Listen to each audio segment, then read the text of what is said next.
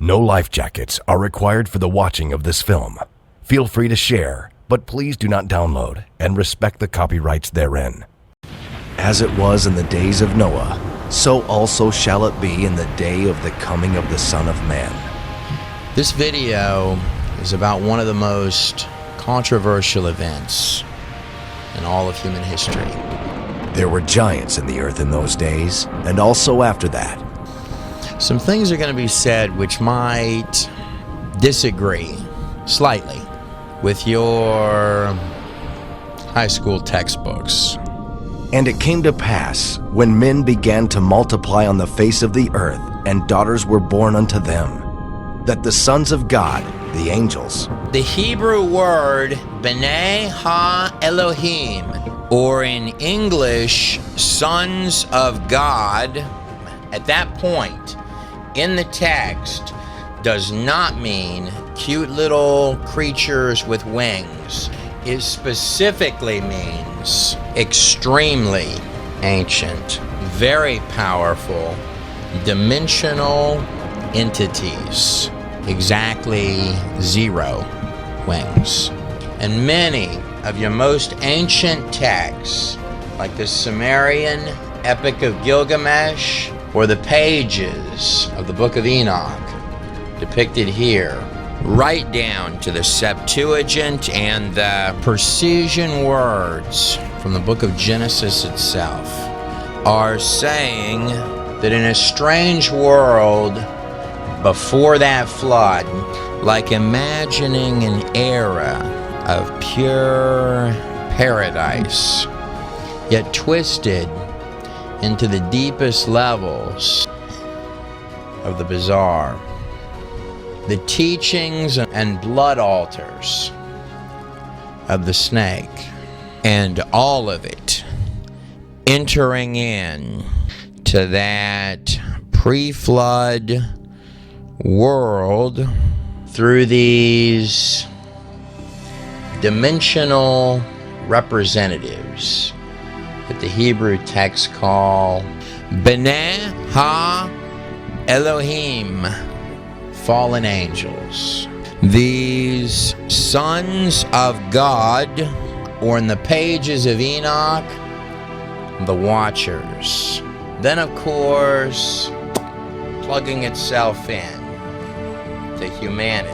It's at that point in the text from all across the globe that these agents of darkness began forcefully birthing their own offspring.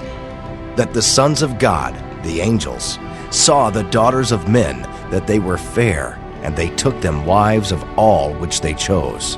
One thing that seems sort of funny to me is that the people who rule the world teach their kids different things than they want taught to yours. As a touch of a side note, when you're dealing with Luciferians, little witchy people, the top of your most uppity up and exclusive secret societies, and their beliefs of the teachings of the beings that entered in the land before time world that existed prior to that flood.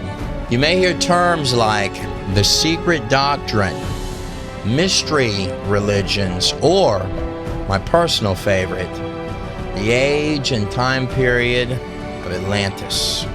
Shh. It's supposed to be a secret. When the sons of God, fallen watchers, came in unto the daughters of men, and they bare children to them, the same became mighty men which were of old, men of renown.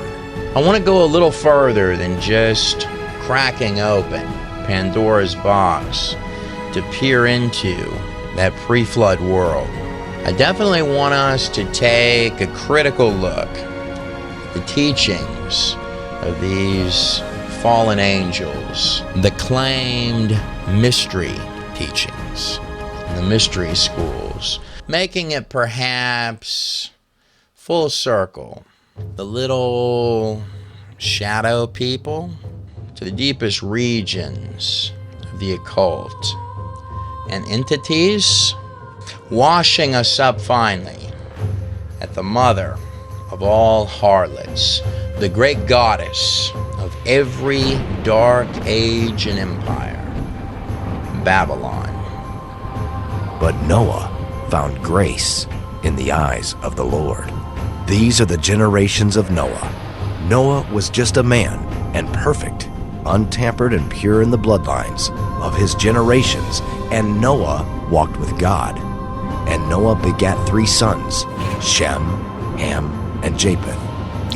You know, when I hear about bloodlines, I get really interested. There's always something special about the blood. You ever notice how it's often the tiniest little bitty details that bring the most illumination? Of course, I'm hoping that surely you didn't believe that this is a story that ends with a boat. Isn't it always the end of one thing where a new thing begins? It was in the same day that Noah, Noah's wife, as well as his 3 sons and their wives went into the ark. After every land-dwelling beast, wherein is theirs the breath of life, had been loaded into the ark, each after his kind. And as Noah and his family entered, the Lord shut the door to the great boat. It was then that the rage of the flood began. Notice that the text says that it was God himself who shut the doors. Now, Noah was a carpenter, right? It's come to my attention that God seems to really like carpenters. As waters increased, the ark was lifted up above the earth, and the violence of the waters prevailed, and were increased greatly upon the earth. Yet the ark rose and rode upon the face of the waters. All in whose nostrils was the breath of life, of all that was in the dry land, died. But it's not just the secrets, the occult, and the mouth of madness. I want to dive in and go a whole lot deeper than all that. Was the boat from the most ancient records of all earth real? We're going to talk about the waters. We're definitely going to take a little peek at the volumes of the water. And some things are going to be said which are certain to make your favorite university professor highly uncomfortable, because I like doing that kind of thing. Will it float on the rockiest of violent and angry seas? Biological evidence that is literally screaming out for your attention. Sifting through the little bitty details, careful not to leave any fossil unturned. The physical evidence of a mass extinction event all across the face of the entire planet Earth. Of course, also taking a peek at these very long and interesting lifespans that coincidentally are not only recorded in bone, but recorded in pretty well all of your most ancient records. The dimensions and the million-dollar question: will all of the animals fit inside that boat? And God saw that the wickedness of man was great in the earth, and that every imagination of the thoughts of his heart was only evil continually. And it repented the Lord that he had made man on the earth, and it grieved him at his heart. And at the dead center of the whirlwind, the beating heart in the middle of the storm, is one man, one name. As it was in the days of Noah, so also shall it be in the day of the coming of the Son of Man. Grip on to your life jackets. It's going to be a bumpy ride. Welcome to Noah. This journey is about to begin. And the Lord said, I will destroy man, whom I have created from the face of the earth, both man and beast, and the creeping thing, and the fowls of the air, for it repenteth me that I have made them. The word science is the pursuit of knowledge itself, no matter where that the trail leads. And the greatest barrier against all wisdom, the stronghold against knowledge itself, is the single thought in one's mind that they already have it all figured out. It's often said that Noah couldn't have built the craft described in the book of Genesis, as if to actually state that no one in the ancient world could possibly build a really big boat. Because, well, after all, in Christopher Columbus's day, no one could have produced a ship of that size. And they would be absolutely right if we were talking about 1492. Columbus's box of single-layered timbers and rickety nails actually made it to the Americas. Is to some degree a surprise. In fact, boat building gets more impressive the further back in time that you go, like these Roman ships depicted here. Or how about Chinese super ships, like this one here, compared against Christopher Columbus's little bitty Santa Maria. Or perhaps going back just a pinch further in time, once again, Christopher Columbus's Santa Maria, and up here, Noah's Ark, scaled against an ancient Greek fighting ship designed to survive the rockiest of wild and raging seas. And beyond even that, at least attempt to withstand blows from catapults. It's almost as if the further back in time one goes, the more we find giant structures and building projects that baffle and amaze rooms full of modern engineers, like the pyramid, not the camel. And we can be fairly certain that the pyramids, the Sphinx's head, seen right back there, were built by highly technical and engineering-minded people. And since we can see how the stones were cut right out of the quarries, like this enormous broken obelisk right here with all the people walking on it, we can be, at bare minimum, fairly certain that the pyramids were not built by aliens, because they would have had to have been aliens with rock hammers next to their laser guns.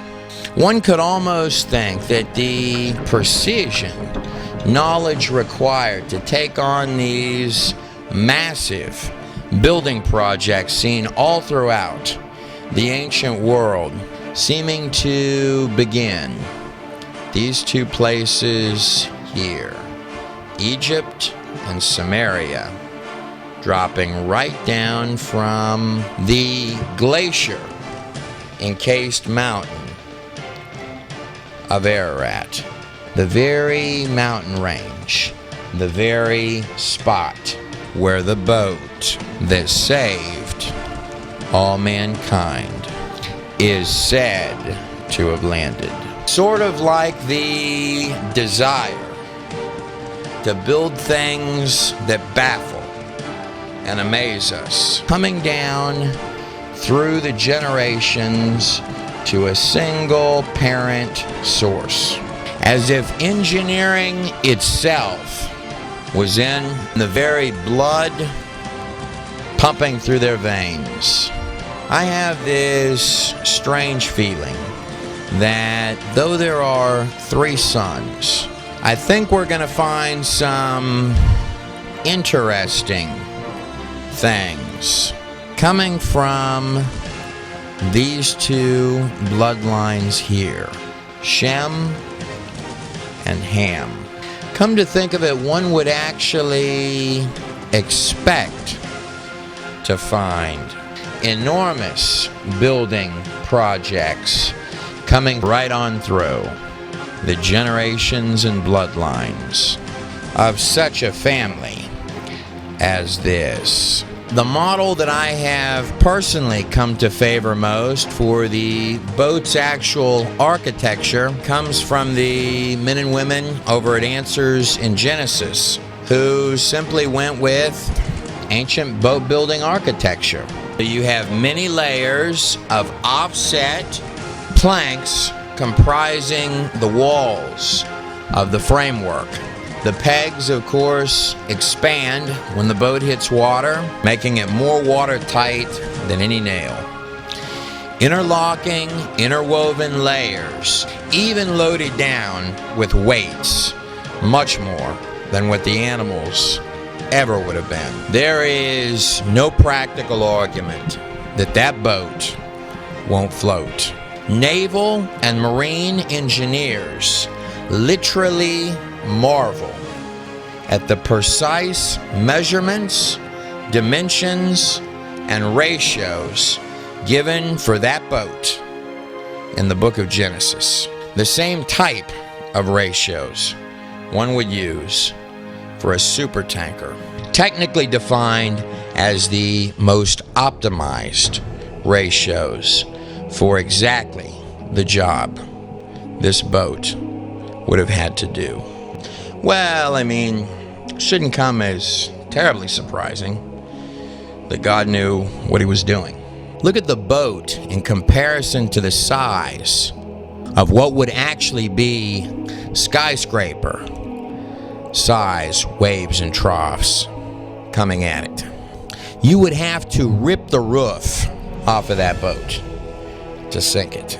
I guess the next question that might come to mind, how big were the waves? Really?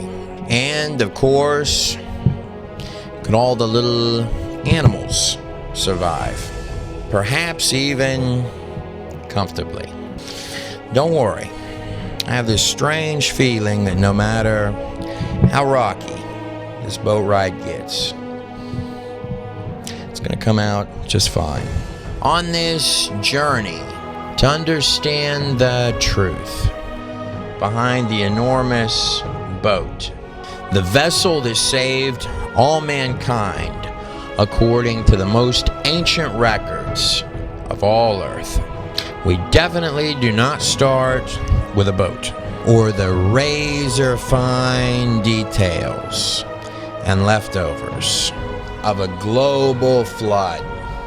Nor do we begin at the base of the oldest and largest ziggurat in the world, ancient Eridu, the little dimensional gateway for the Enki, the very spot where the great god Nothing is recorded in stone to have entered.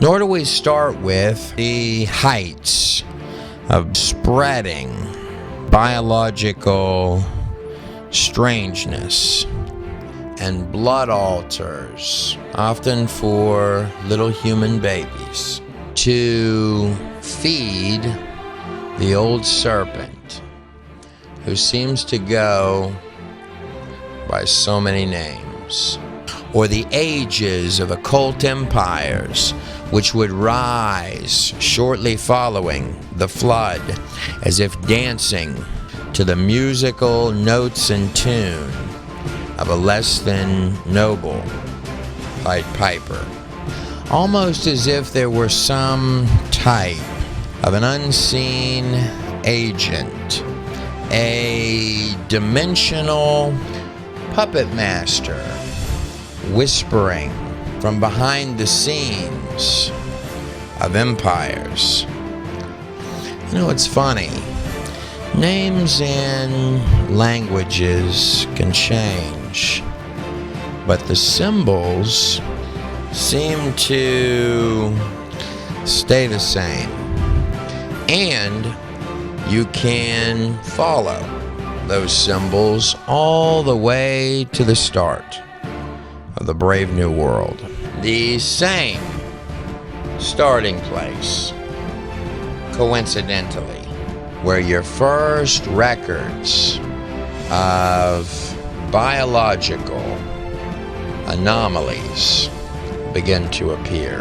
When peering through the looking glass, it's always an eerie feeling to find out that there's already something looking back through at you. In this modern age, I often hear people state that the supernatural isn't real, that the occult isn't real, and that what you can see with your eyes is all that there is. I strongly disagree with all of that.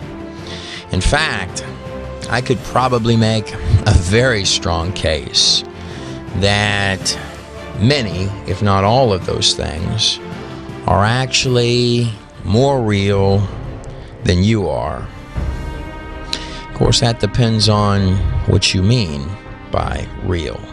Was Jewish Nobel Prize winner Niels Bohr, who very famously gave us the actual model for the atom, who stated, and I quote, "Everything we call real is made of things that cannot be regarded as real."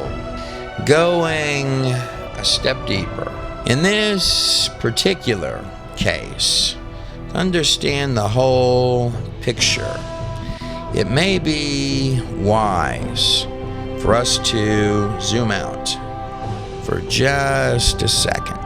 You know, when looking at the stars in the heavens above, one could easily glance and say, wow, it's enormous out there. Whilst another might look and say, in a finite space, it almost appears as a little bitty fishbowl where perhaps one could hop to a much larger place. Or, wait a second, how about a cradle? And a cradle, by very definition, is not just a place where infants are born to learn, but also to begin. One has to understand that the picture here is somewhat larger than can enough boards be banged together to make a real big boat. Those pages are saying that it was God himself that told Noah to build that ship.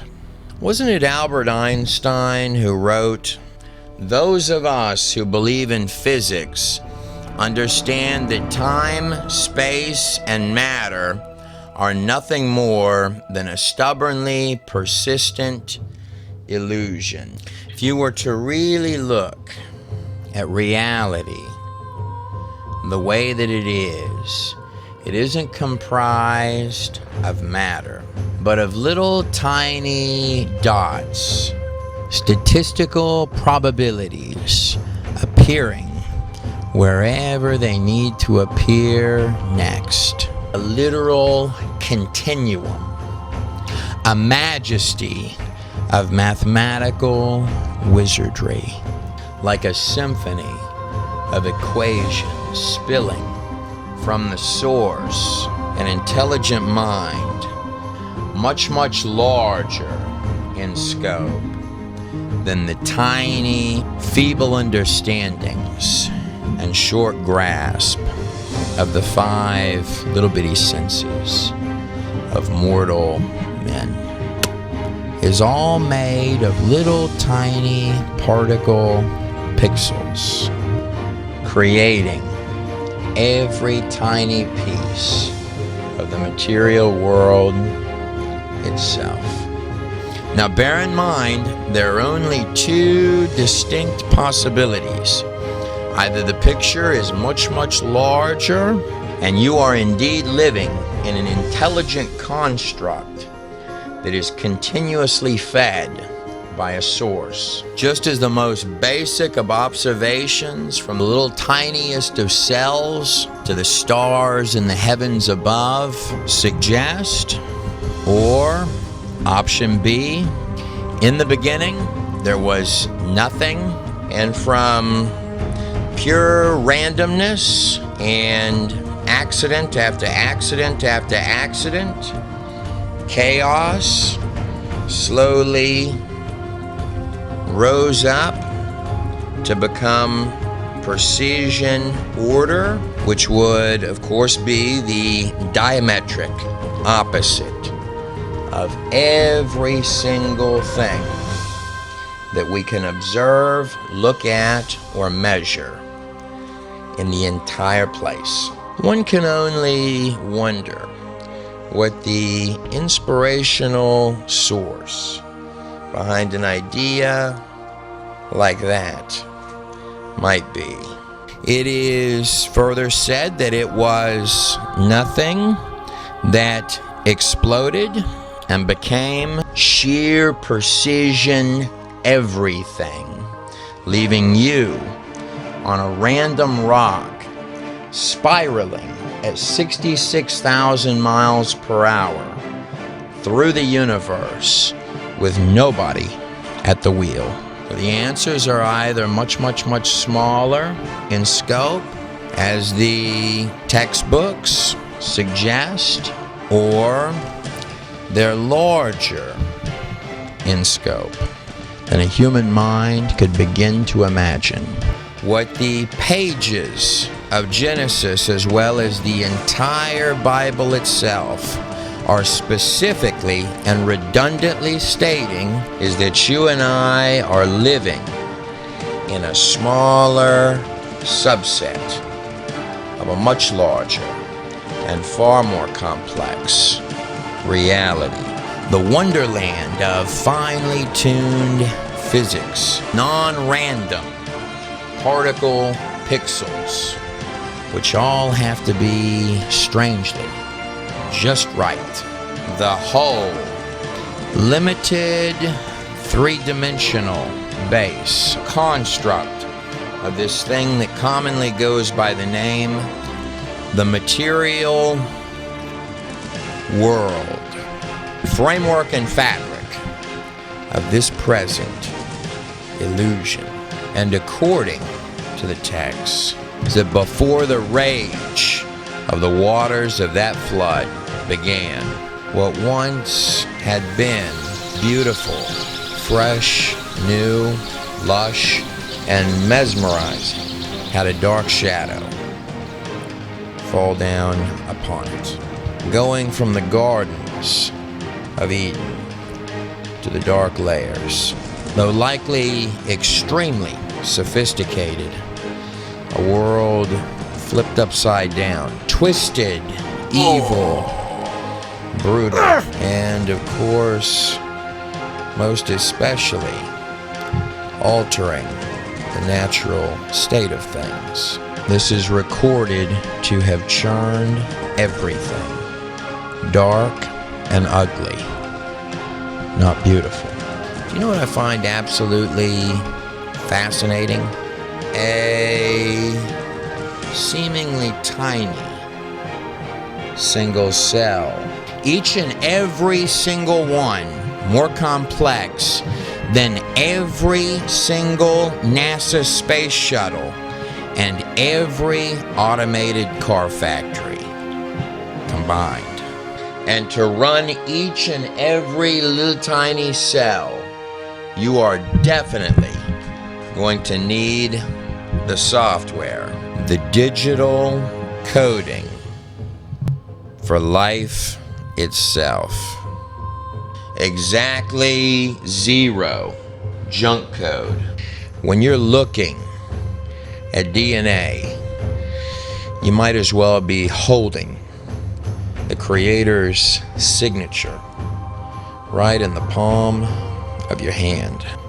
Then you simply need your complete program blueprint files, opening up just like a zip file containing the complete body plans, putting together every cell, every organ, every little tiny piece and part, all coming together to create complete biological masterpiece from scratch. Neuron networking and unbelievable electrical circuitry running right down the spine to give you total and absolute control, along with all of the apparatuses of the whole spacesuit, even and especially when you're not thinking about it. And then consciously plugged in as if by Wi-Fi. You are the ghost in the machine. Noah's focus in building that boat was on what the Lord had asked him to do. The placement of every single board was much more than building a boat. While the whole world laughed and mocked about him, through Noah's eyes, they were already dead. But a faith that it was a foundation, a hope and prayer that it would lift him above the deep darkness of the Abzu, that it would save his life. Every little peg was an investment on the other side of the abyss. Every single joint that would slide into place, another piece of his heart, a payment forward towards a world he had not seen yet. Your world. All of the mouths that had laughed and mocked were swallowed in their final home, the abyss. Indeed, narrow was the door, and few were those who found it. The gate to destruction was not only wide, but was pretty well everywhere else. One could almost think that there was a deeper message embedded right in there. I couldn't find it more appropriate than to truly enter in than with the words of the father of quantum physics itself, Max Planck, who said, and I quote, "All matter originates and exists only by virtue of a force which brings the particle of an atom to vibration and holds this most minute of solar system of the atom together. We must assume that behind this force is the existence of a conscious and intelligent mind. This mind is the matrix of all matter."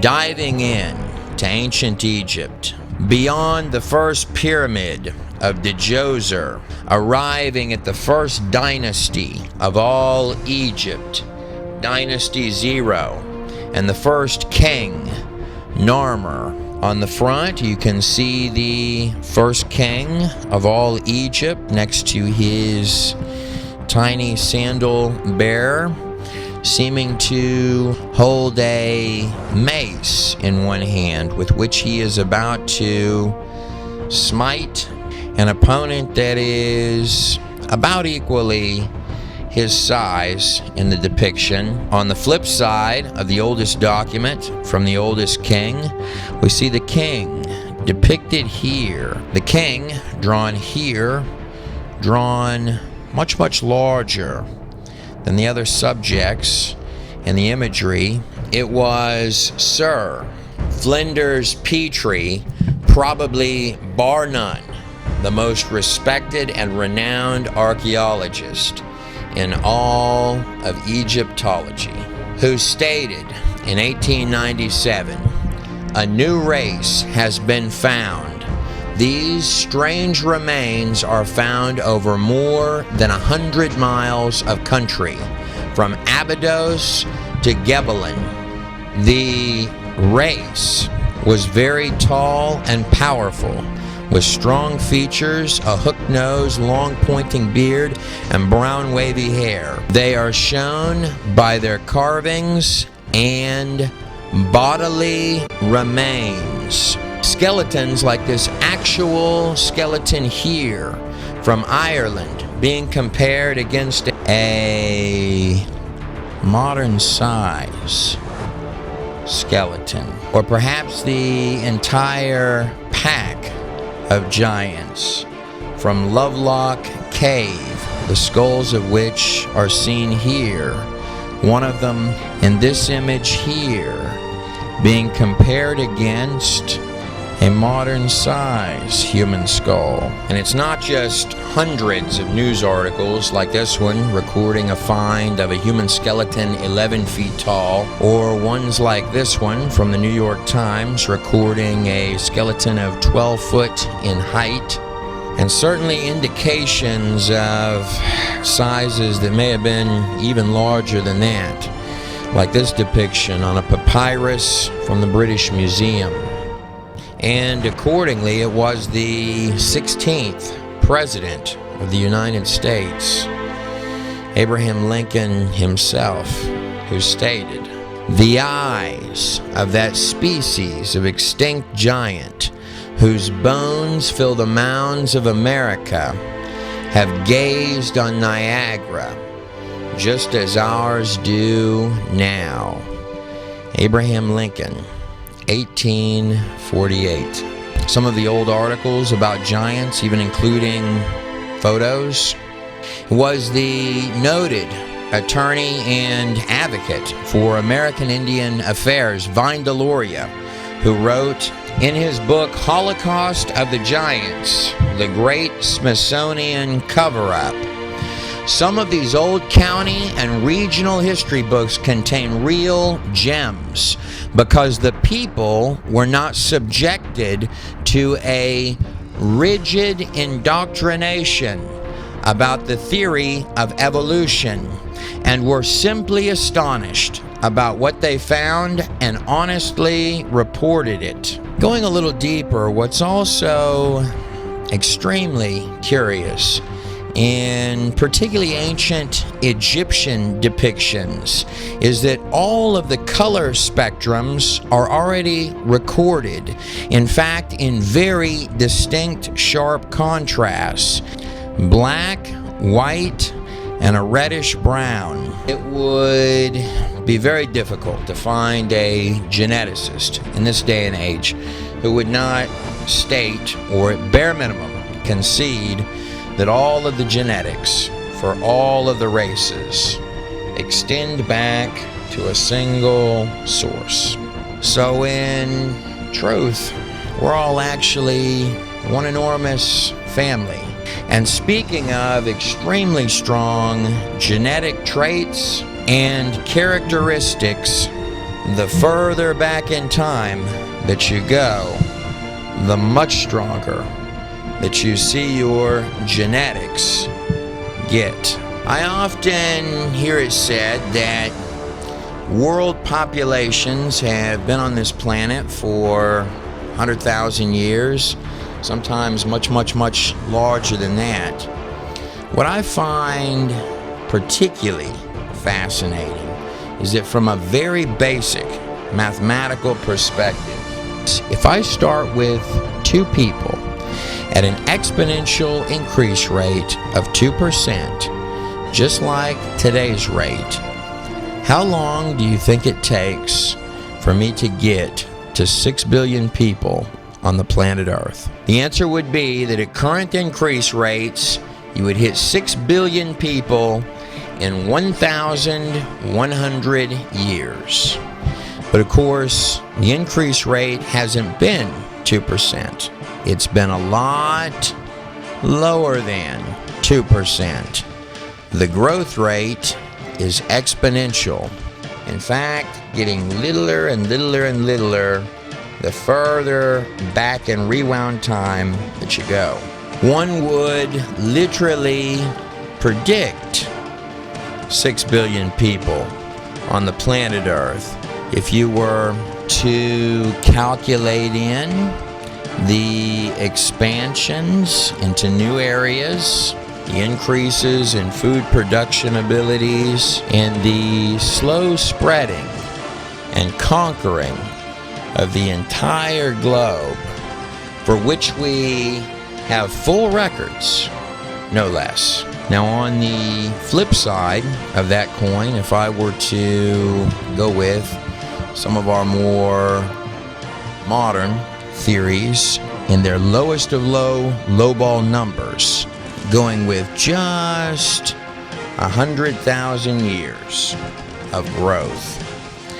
In 100,000 years, you would have cycled right through 6 billion people on this planet, millions and millions and millions and millions and millions and millions of times. Well, I guess my question would be this. If history truly goes back 100,000 years or more, then where are all the bodies? The math for this is easy enough that it could be done on a napkin. One would not only anticipate, but predict that you would reach a population of 6 billion in roughly 5,000 years, give or take. Maybe the theoretical guys are just all out of napkins. So in our journey across the dark hours of the Egyptian New, the watery abyss, with the very real understanding that there are at least 277 global flood accounts. Many will argue that that number of global flood accounts, many of which include pre-flood world accounts, reaches as high as 2,000. Records that literally begin to come down and then fan outwards from cultures stretching every conceivable part of the whole planet Earth. Bear in mind, these are cultures that in many cases are entirely disconnected from one another. Some of these records taking you face to face, bringing you right up to the front doorstep of that flood.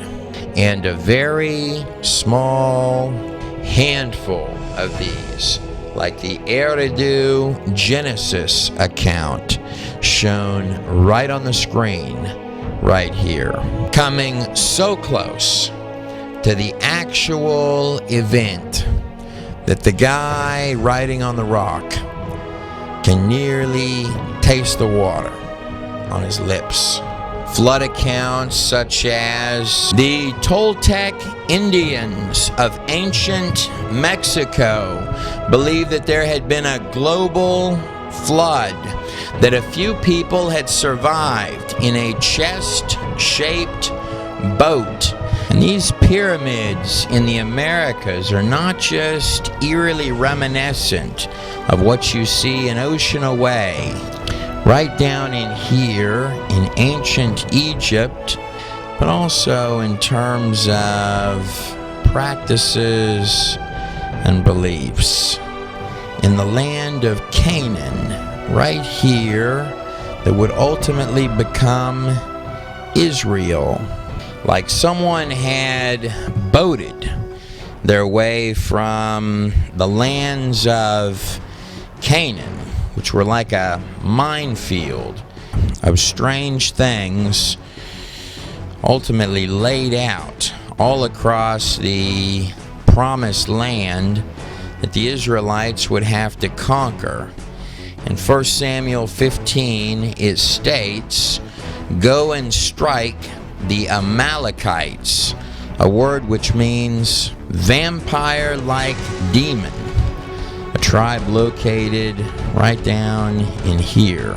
Strike the Amalekites, the sons, the bloodline of Amalek, and devote to destruction all that they have. Do not spare them, but kill both man and woman, and infant and ox and sheep and camel and donkey. Almost as if someone larger than the construct of this place wanted whatever had genetically spread into this area, all up in here, completely cleansed out. Land of the Philistine and Canaanite god Baal, who wanted the mothers to come lay down the lives of their little bitty babies on altars of blood before the horned god. Not just the giant Canaanites, sons of Ham, but also Philistine practices which seem to go right across to the Americas, where we find not only lots of large lizards, but rising pyramids with leadership that so often seem to be, whether in statue or in large-eyed stone, nearly hard to believe what you're actually looking at is real in appearance. But pulling up out of the hot spots on the coastlines of South America into Mexico, these Toltec Indians also believed that the world had, interestingly enough, begun 1716 years before that flood, and that after the mad rage of the waters, they built a great tower. Going back just a pinch further in Chinese history, which began with the founder of China, Yu, the Jia dynasty, the first dynasty of ancient China. Its inception at roughly 2000 BC. This symbol right here means a vessel with 8 persons or mouths on it. We find the records, the legend of Nua and Fushi, who survived the global flood. And this legend takes us 1,000 years before the start of ancient China. The Chinese put a date to that global flood of 2952 BC, which is fascinating because if you're using the Septuagint, which is a copy of the Old Testament 1,500 years older than the King James Bible, you're going to come up with a flood date of somewhere between 3,500 and 3,000 BC, depending on how you do your mathematics, which can be trickier than one might think.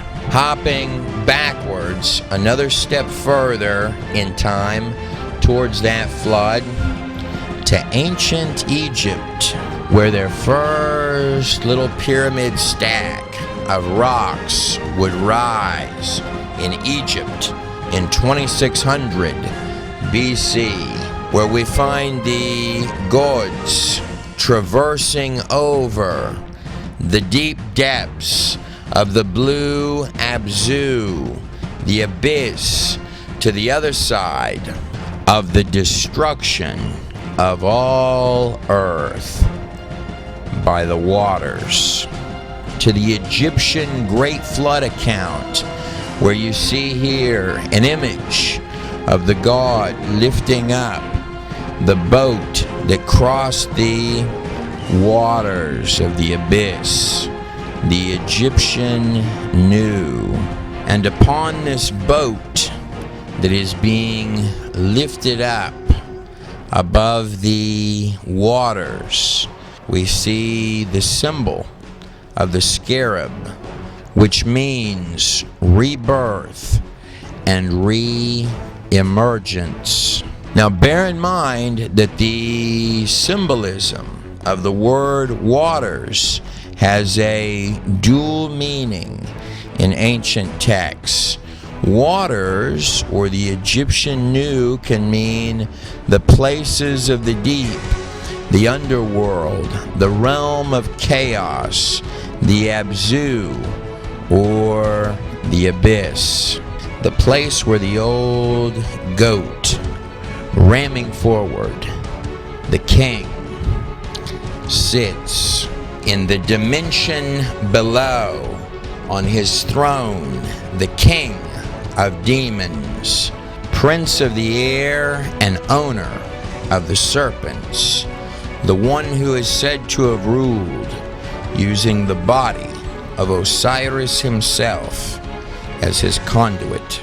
Now if I were to hop over from the city of Kish or Cush, the remains of which are shown right on the screen here, the settlement of which is recorded as having been founded by Noah's grandson, Cush, son of Ham, where Sargon the Great, seen here, one of his sons or grandsons, princes, shown here holding the sacred goat.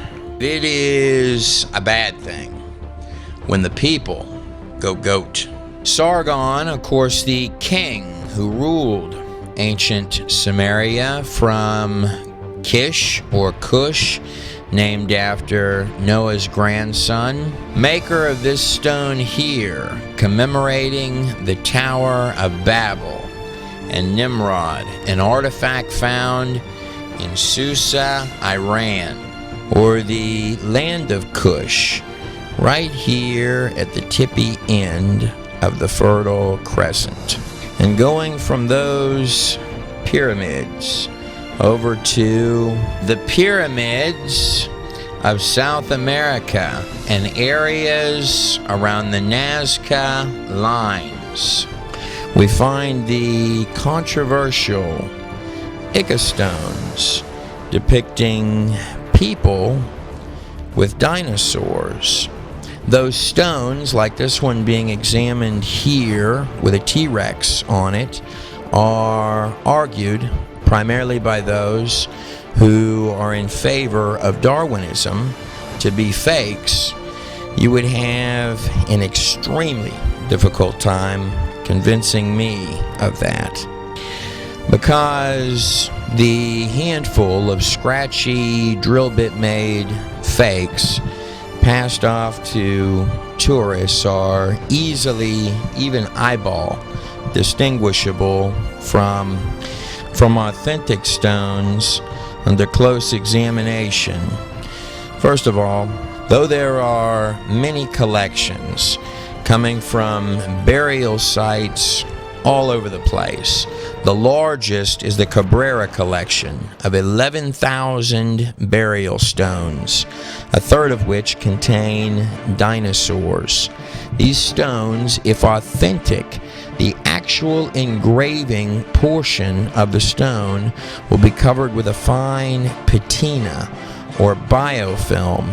And going deeper than just Spanish explorers sending some of the stones back to Spain in 1562, artistic elements of the stones, such as the skin texture, which wasn't known by paleontologists until much after these collections were housed, are eerily accurate. Look at the size of the neck on this Mamenchisaurus.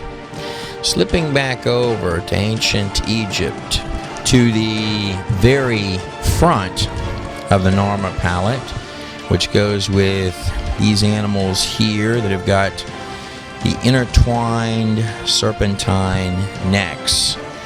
Very close in appearance to possibly an Apatosaurus, and some of the depictions are extremely in-your-face, straightforward, like this particular artifact here. The man's hand coming up to possibly pet the dinosaur dragon, his wife standing on this side, probably getting on to him about it.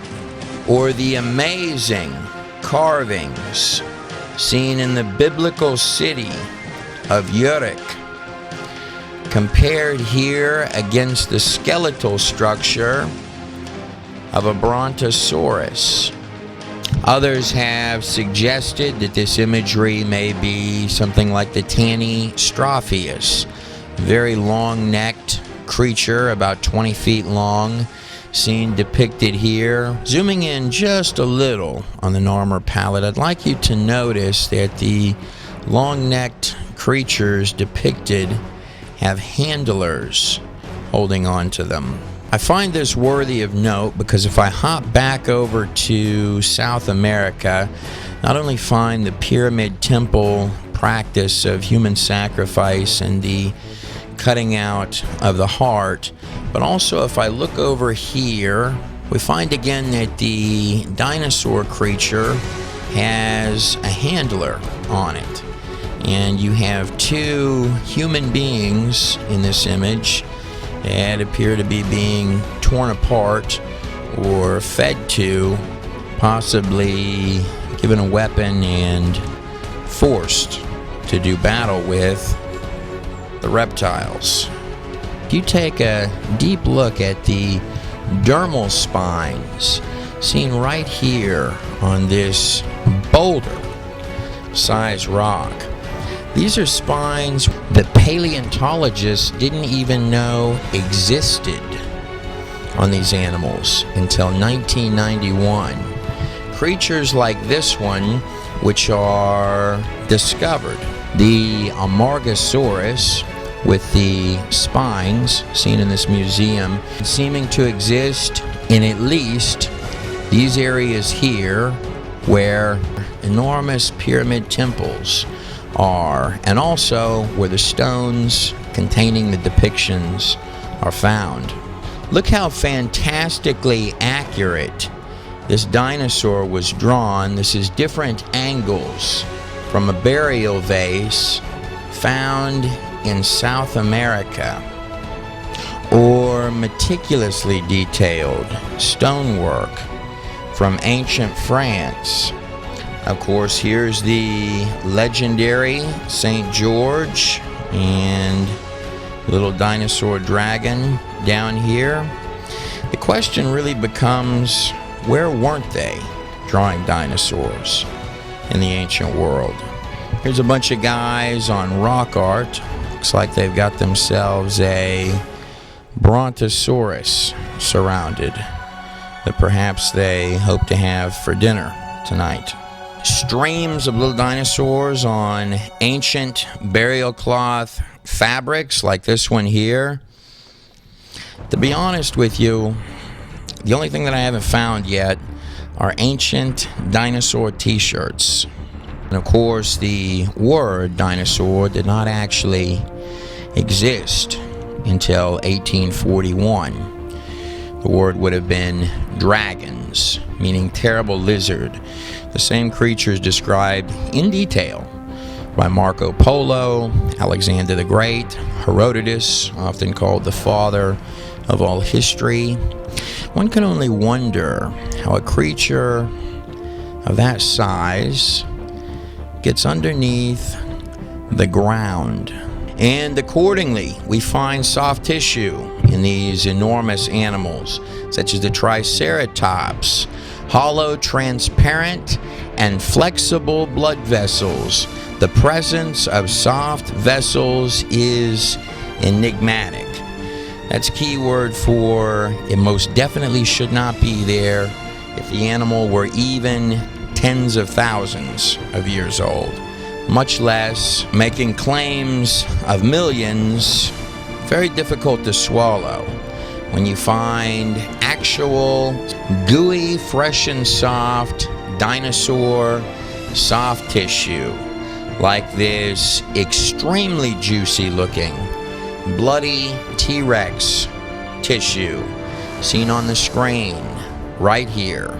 Or one might prefer little bitty baby dinosaurs like these actual soft tissue young dinosaur embryos.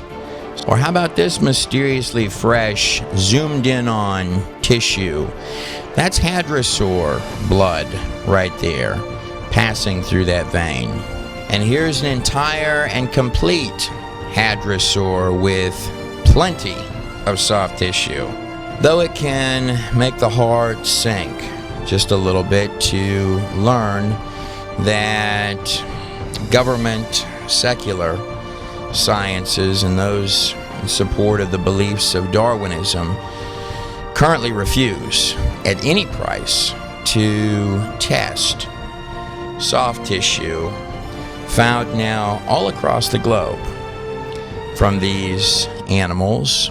There are those such as Dr. Don Patton, who did some of the investigations on Malachite Man, the first of a number of skeletons, was found in the same strata as dinosaurs, as well as research out in Glen Rose, Texas, where you have the longest sets, and certainly not the only sets, of human footprints that are present with dinosaur footprints, more of which appear the more ground you excavate up, by the way. Dr. Don Patton, as well as teams of other doctors in the United States, have tested more than 100 unfossilized pieces of dinosaur bone. I bet you'll never guess how many of them test teeming with carbon-14, i.e. young. All of them.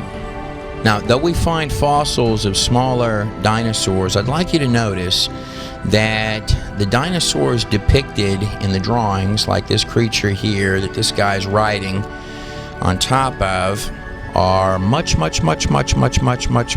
smaller in scale from some of the creatures that we're finding in the fossil record, like this Brachiosaurus right here in comparison to the people underneath. Here's a man and here's a Brachiosaurus. This animal has nostrils the size of a modern horse. What that means is that it couldn't even breathe today. This animal requires not only a different atmosphere, but an entirely different ecological system to survive at all. Which of course brings up the important question that if your atmosphere and ecological systems are Brontosaurus in size different in the past, then let me ask you this, Doctor. Then do you think that might pump out Brontosaurus size results that skyrocket on your dating tests?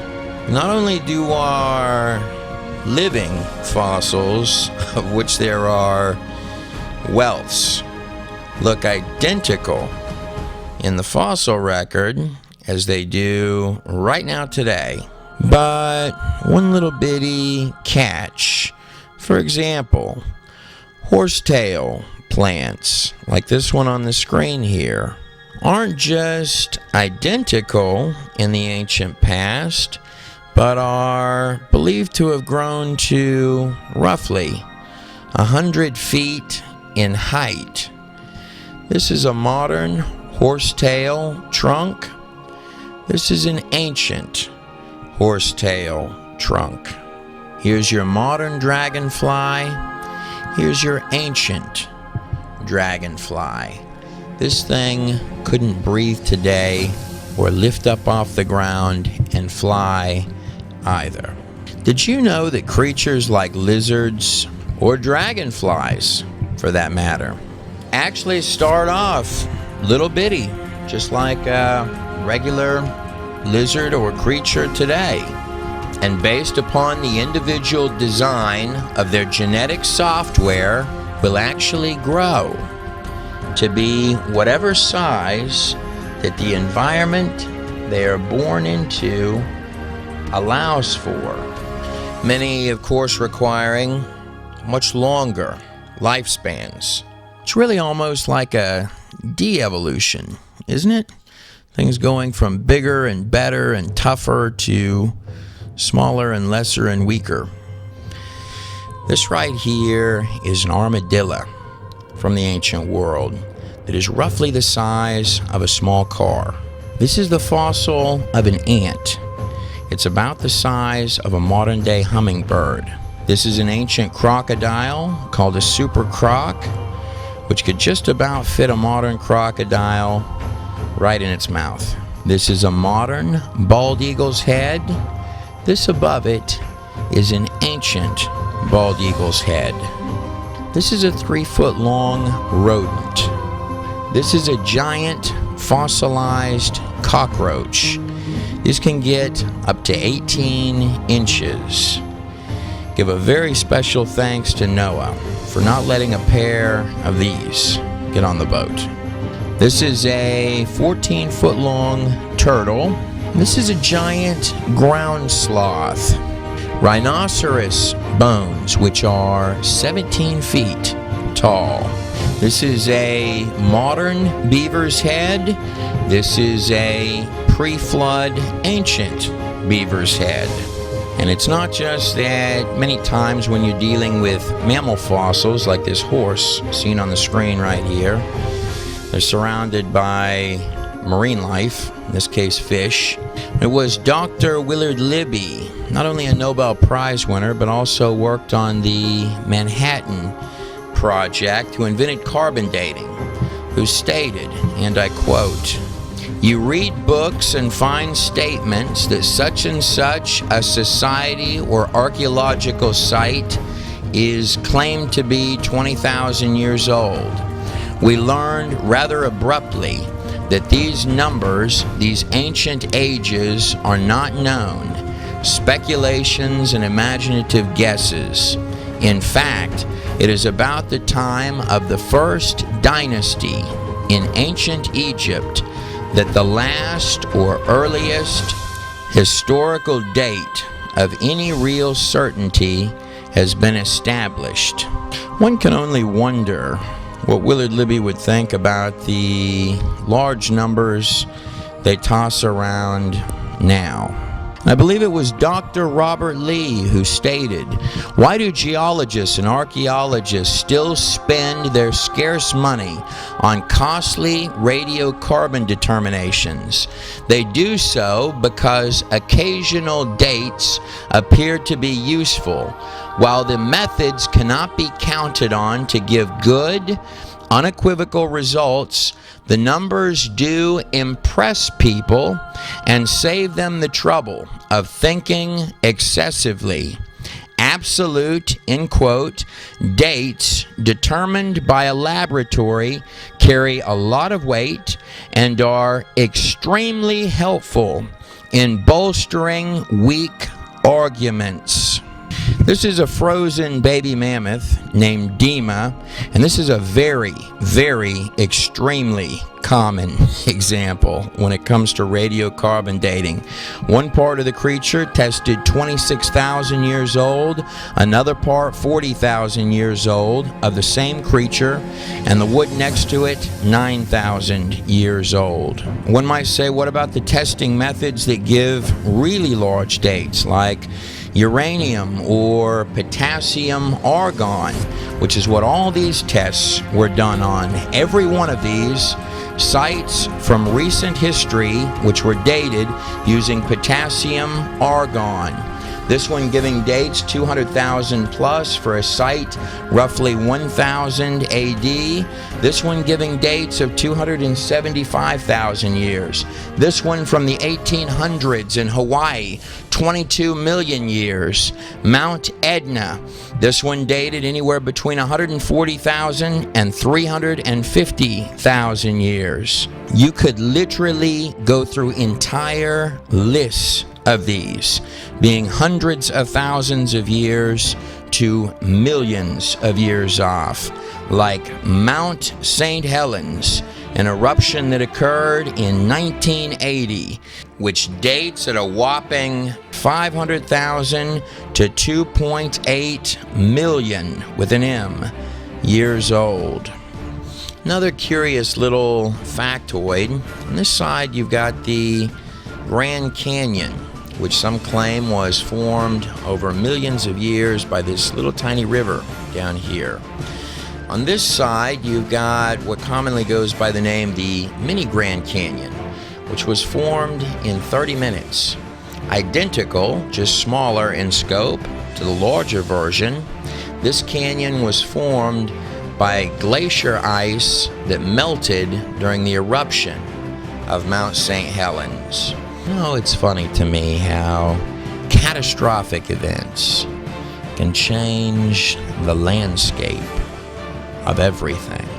Dr. Lee continues, no matter how useful radiocarbon dating it is, the radiocarbon method is still not capable of yielding accurate and reliable results. There are gross discrepancies. The chronology is uneven and relative, and the accepted dates are actually selected dates. This whole blessed thing is nothing more than 13th century alchemy, and it all depends upon which funny paper you read. And if we're just reaching in to find a date that suits us and then stick it on an artifact, it's difficult to actually call that science. Let me ask you this. If you needed a date, an actual date, a real date for something, would you use any one of these tests? Now, on the flip side of that coin, though tests like C14 or radiocarbon dating may kick out dates all over the board in one single chunk of coal, what they do demonstrate is that there shouldn't be any C14 at all, if in fact they were millions of years old, as is commonly claimed for coal deposits. Coal is literally formed by massive forestry, which has somehow been covered up and swallowed by ground. Coal can be formed in a lab with heat and pressure in a little under 2 weeks. Large volumes of trees and logs and biological material that has been crushed, squeezed, and compressed underneath the earth. Likewise, oil deposits seen here, surrounded by underground running water as the earth is porous, are teeming rich with carbon-14. The oil underneath the earth is massive collections of biological material turned into squish. And oil can be produced using heat and pressure in a lab in minutes. The forests of ancient earth, jungles squished underground. Oil deposits are not just dead dinosaurs. These are entire ecological systems swallowed by earth and stone. Every single coal deposit on Earth tests young, and every single oil and natural gas deposit on Earth tests young. And it's not just that there are seashells, clams, and massive marine life on every single mountain range on the whole planet Earth, like these shells found in the Himalayas on top of Mount Everest, where there are so many seashells that the locals sell them. And it's also not just that there are mass whale graveyards in deserts, like the Atacama Desert, the most arid desert in the world, where there are at least 80 beached whales that have been found thus far in the middle of the desert. Or perhaps in the Sahara Desert, the largest desert in the world, where we find more researchers excavating whales that dot the desert. Or perhaps one may want to hop over to the sands of ancient Egypt, where you can actually take a tour through the Valley of the Whales and look at enormous beached sea creatures like this giant whale in the middle of the desert right here. But it's not just whales that are pulled out of deserts. These researchers are excavating for penguins. And here's the fun part. The penguins found in those deserts get up to 5 feet tall. Here's a modern penguin. This is an ancient penguin. A modern cow head, an ancient goatish cow head, underneath which stares curiously Louis Leakey, one of the promoters of the claimed missing link, Lucy. It's often said that one would be foolish to not believe in Darwin's 1859 theory of evolution. What's strange is that there has never actually been more shadiness for any single science or all of the sciences combined than there has been for that single segment of claimed science. These embryos shown on the screen behind me were found to be fraud in 1874. Haeckel's fraud embryo drawings were meant to make human development look like animal development. These embryos are still used very often in children's textbooks, no less, right now, today. Ernest Haeckel, the maker of the fraud embryo drawings, stated that other than his fraud drawings, that the fossil record was the best evidence for evolution, which is actually kind of funny to me because Charles Darwin himself stated that transitional fossils morphing from one kind of creature to become another, more specifically the lack of transitional fossils, were perhaps the most obvious and serious objection which could be urged against his theory.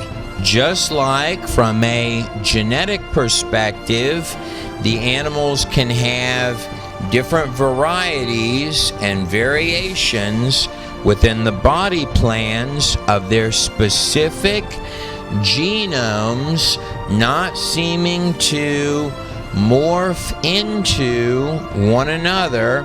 Same thing with the fossil record, that these animals are not seeming to slowly or gradually become one another. On this particular evolution chart, sort of similar to the embryo drawings, and there are many of these that you can take your pick from out there. We see sort of a doggish type creature that is crawling forth out of the water. Up here you see the dog with sort of amphibious, maybe kind of duck-like feet that is slowly going to become a modern dog, is the idea. Or lineups like this one, where what we're actually doing is we're taking, in this case I got a whale at the bottom, and I'm taking independent animals that go from smaller to greater, starting with a rodent, to illustrate some kind of developmental process. You could do this with any series of bones, by the way, where we're taking small bones of one type of animal and then larger bones of a completely and clearly different type of animal and putting them side by side with no transitions between the creatures. You could do this with anything, smaller to larger. And then as my proof for the transitions, I come up with sort of awkward drawings like these to show progressions for which there are no bones, but I've got the animal in these kind of strange stages to get me from one animal I've got bones for to the larger animal that I've got actual bones for. But from a genetic perspective, the dogs were to speciate, beginning with an original pair. And this is trackable, by the way. And then you're going to get your different kinds of dogs that will stem out from the original genetic software inherent to the pair of animals. Believed in the case of dogs to be trackable back to probably something like a gray wolf. The genetic software in these creatures, just like any type of software, only times every piece of software ever created by mankind times 100 trillion, and you're probably beginning to get close. This software inherent in these creatures has lots of different variables of creatures that it can produce, just like in Mendel's laws of genetics, which are used for animal breeders. However, there are limitations. Every software program on this screen may have lots of variables such as background color, etc. In the case of animals, you can have small cats, large cats, or the case of dogs, you can have bald dogs, hairy dogs, spotted dogs, furry dogs, tiny dogs, giant dogs, or same thing with horses. But yet the cats remain cats, the dogs remain dogs, and the horses remain horses, etc., etc., etc. The program has exactly the coding that it requires, just like any living creature, to open and become whatever the program is. In layman's terms, the programming present in cats or dogs or horses or any other type, kind, or genre of creature can have lots of different variables within that kind of creature that it produces, but the genetic coding inherent in cats does not have the information to produce whales, just as the information in dogs does not have the coding to either come from or become fish. Following suit with that, the evolution would have to apply to all of the plant life on this planet as well, leading one perhaps to ask how many apple seeds would have to be planted before one started growing bananas. Now, if one were going to find evolution, where it would have to actually lie is within this precision, tit for tat, line for line, genetic coding. You need a source for the digital information, which is going to make creatures mutate into each other, going from littler, like you see in the drawings, to bigger and bigger, which is strangely the opposite of what we find in the fossil record. Nonetheless, you would need a source for that digital coding, commonly suggested to be mutations, error code or junk code, introduced into the genetic coding, making the animals morph better and better over time. So let me ask you, the viewer, if I have a computer program that precisely builds and opens to become something, and I begin adding random junk code and mutation code. So if I were to begin to add junk code, random lines of mutation code and error code to any one of the different kinds of programs running software, which have lots of variables within each one of these on my computer screen, if I added junk code to one of these programs, would it evolve to become a better program than it is, or would the program fall apart? Bottom line, the genomes, the genetic programming, the packets for these animals have coding that has all sorts of little variables producing different speciated varieties, which happens exponentially and rapidly, just like population growth, by the way. Yet they're still fundamentally the same type of animal. Taking that a step further, it's this very speciation that plays a role in the numbers of originating pairs of animals that we need for our boat ride. What's also interesting as a side note about animals, just like the mystery of consciousness within humans, is that animals are often the indicator of a storm or an issue coming to an area. Accordingly, within the Genesis text is that God is telling Noah, for example, to only take 2 of each kind, male and his female, as if to specifically indicate that as the time becomes right, these animals will be showing up in mass, not 2 by 2. And not only do we only need our land mammals, reptiles, and birds, as most all of the life on this planet, the bulk of it, is marine life, amphibians, planktons, algae, plants. So we only need a tiny fraction, the actual animals that exist on this planet. But interestingly, more than that, creatures like cute little bitty bears, obviously they hibernate and also recycle the waste within their bodies for long periods of time during that hibernation.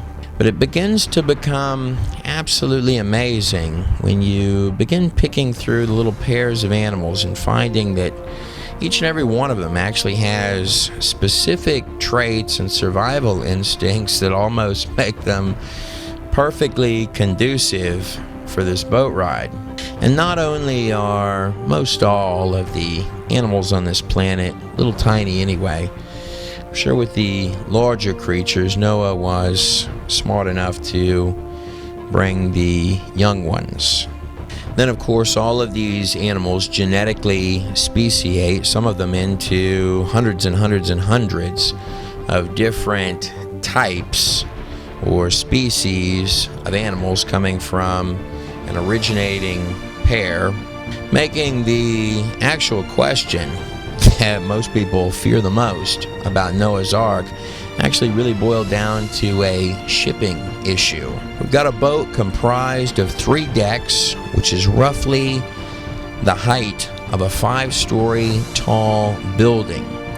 This particular ship, at its most modest measurements, is longer than a football field by a lot. Though there are many different measurements for a cubit, which is the unit of measurement used in the text of Genesis for Noah's Ark. The most likely and reasonable numbers that you're going to have for the inside of this boat, stretching all the way to the back there, are going to be about 87 feet wide, about 525 feet all the way to the back of the boat back there, and roughly 52 feet in height. In layman's terms, the most probable size of that vessel is roughly the equivalent of a 750 rail car supertanker. Now, what that's going to equate to, if I go with animals that are roughly the size of a full-size sheep, which most of these animals are nowhere near the size of a full-size sheep, nonetheless, this boat would hold 180,000 full-size sheep. Now, going with the high numbers on how many animals that I actually need on this boat to get all of the creatures and species that we have today, the high numbers for that would be 17,550 pairs of animals, or in layman's terms, 35,000 animals on that boat. Just for the fun of it, let's double that 35,000 number. On top of that, let's add another 5,000 animals for the clean animals specified in the biblical text. That's going to bring us to a grand total of 75,000 animals inside that boat, or roughly 42% of the space of our ancient supertanker. But if we go with more realistic numbers on the pairs of animals that we're going to need, including all of the dinosaurs and their kinds, by the way, would actually be in totality something more like 21,000 animals in total. In layman's terms, that's roughly 12% of this enormous boat. Yes, indeed. From a shipping perspective, a genetic and speciation perspective, as well as a bottom line mathematical perspective, going with the highest possible numbers on your species counts, yes, this boat will do the job. Switching gears to the monkeys to men missing link claims within evolution, it was the famous fraud Piltdown Man, which actually got evolution taught within the public schools. This was a fraud that lasted roughly 40 years until just about everyone involved with it was dead. Imagine researchers' surprise when they finally had the opportunity to actually investigate the claimed one and only missing link that had the head of a human skeleton and tacked on the bottom the jawbone of an orangutan. You could actually go through entire lists of these that turned out to be hoaxes. The current claimed missing link for evolution is called Lucy. Original claims about Lucy were that if it had little feet, that they'd be little human feet. If it had hands, notice it's missing all these parts, there'd be little humanish hands.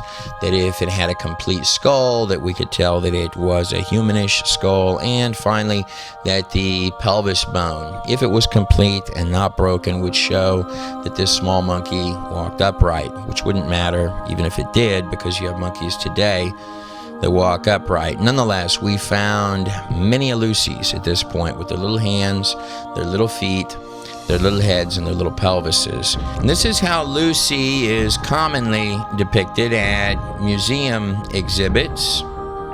Sort of looks a little like a mud-covered swamp thing coming forth from a late-night science flick, emerging forth to scare the kids as they walk through, doesn't it?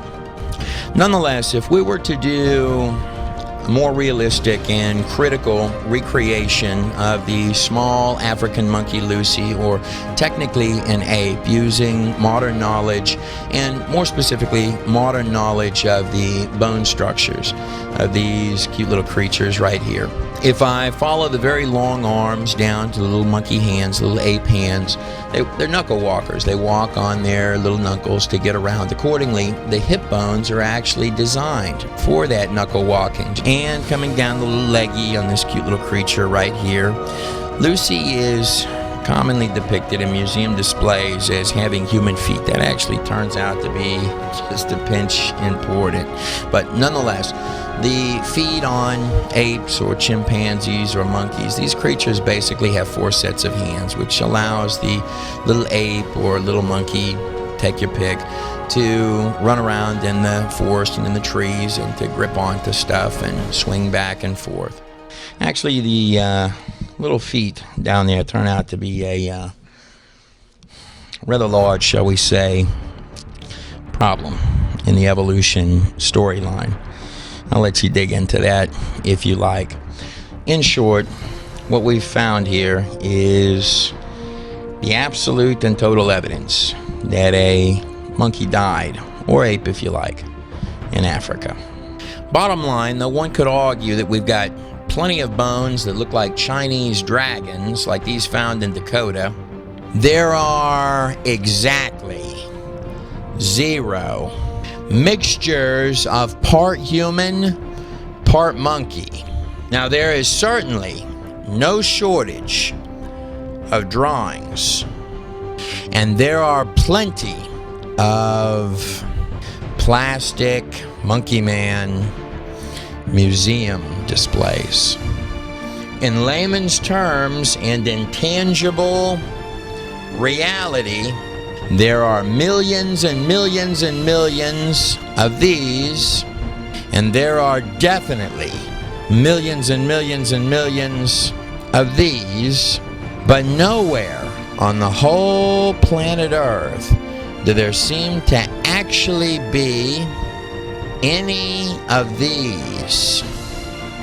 And it's not for lack of looking. And the truth is that you would need enormous pockets of evolving primates. There should literally be billions of missing links. A Planet of the Apes world with evidence so easy to find that kids should find these things on their scouting trips, no matter where they are in the world. Just like they find seashells, giant clams in the Andes, the trilobites we find fossilized in mountains, which look strangely similar to the whelks of different types of trilobite-like creatures that we find crawling around on the bottom of the ocean right now today. What's sort of funny to me is that if I were to look into the camera and tell you that the swamp thing here was real, that would be science. But if I were to criticize it, even just a little, or possibly suggest, I don't know, that breeding monkeys doesn't pump out people, well, that would be religious. It actually reminds me of a quote by Napoleon, who one time stated, "Men will believe anything unless it's written in the Bible." I actually took a bit of an interest in some of the claimed missing links, particularly the ones that got pushed a little bit into the background. On the screen right here is a skeleton called Turkana Boy. This would be 5'6" individual. Now here's the fun part. This skeleton is believed to have belonged to a 9-year-old. Taking that a step further, I would be the first guy to wholeheartedly agree that there are wealths of strange things out there. Just none of them turn out to be monkeys evolving up into people. You know, there's a lot of very strange looking things, which sort of brings to mind the unusual skulls and skeletons found around massive temples in Peru. Though I had a different background put back there, this skull on the screen is not photoshopped.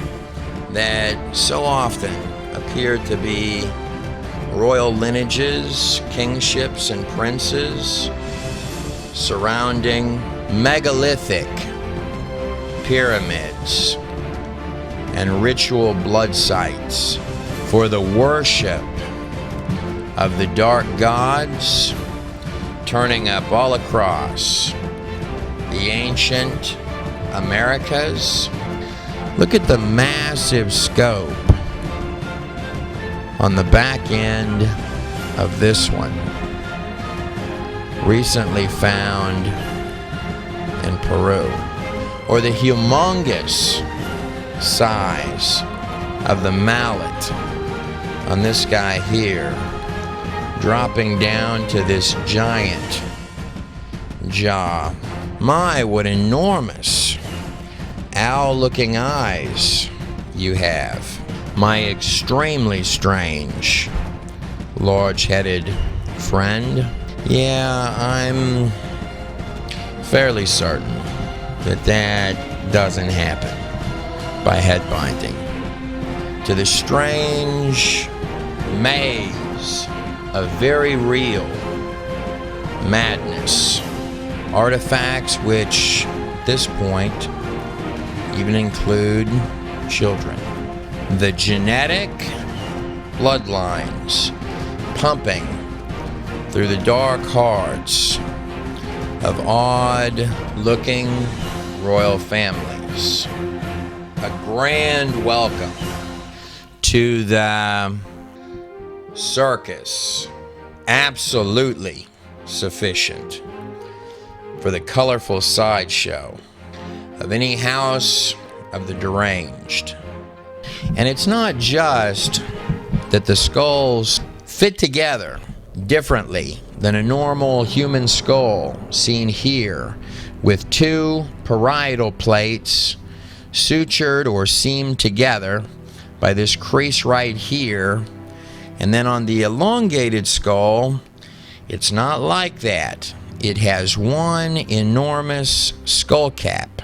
But if one were to zoom in on this particular guy, going a little deeper onto the front of the face, now would you consider that a fang right there when the tooth goes almost all the way up to the nasal cavity? Accordingly, a special thank you to my friend Brian Forrester in Peru, who recently had the opportunity to do genetic testing on these strange skulls. Reports which came back to read, a few of the fragments I was able to sequence from this sample 3A indicates that we are dealing with a new human-like creature, very distant from Homo sapiens, that's humans, Denisovans, that's humans as well, and Neanderthals.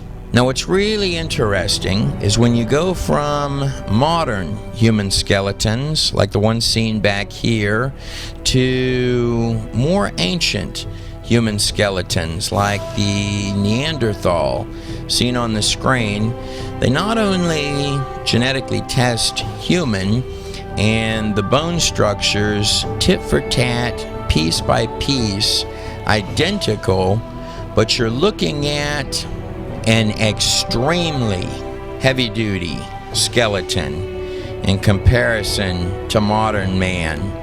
Not only do the teeth, which are all there by the way, fit absolutely perfectly, but these teeth are not like your teeth. The teeth on this Neanderthal skeleton could last hundreds and hundreds and hundreds of years. Your teeth can't do that.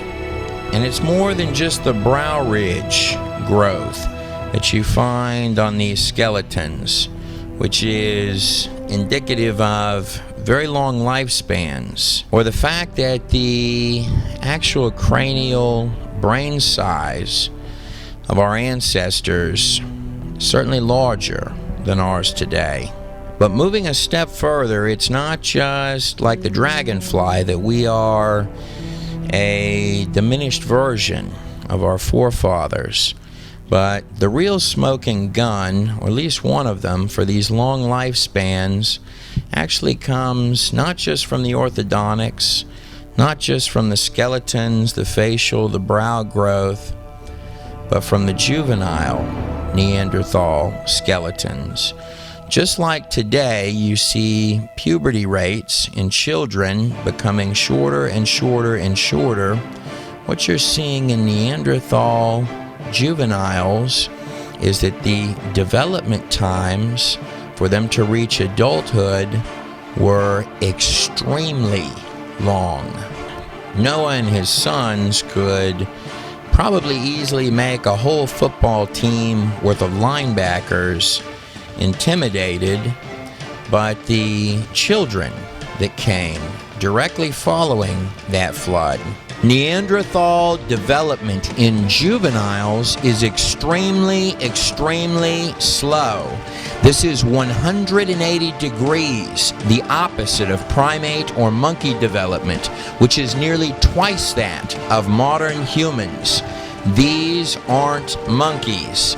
Not only are you looking at humans of extraordinary age when you are looking at Neanderthals, but more than that, a person 32 years of age or older might appear to be 16 by our modern standards. Dr. Jack Cuzo, paleontologist who did the first work working with Neanderthal children. But the truth is that none of this knowledge about Neanderthals and their slow development rates, or that these are super heavy-duty human skeletons with extremely long lifespans, is actually new. This is a recreation of what a Neanderthal child would actually very likely look like, done by the Anthropological Institute of Zurich. Now, there are those who state firmly that you would be crazy for even suggesting that there was a global flood, which is sort of strange to me because we're on a water planet.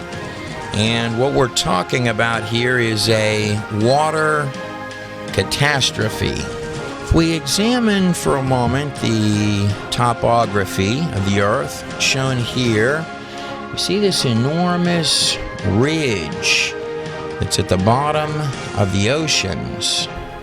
Let me ask you this. If there was originally a lot more continent on the planet Earth with volumes of underground pockets of water that are now what we call oceans, do you think that might be helpful in supporting enormous ecological systems? Almost forms, I don't know, the shape of the continents that are between it, sort of like a big zipper where something really enormous emerged out of.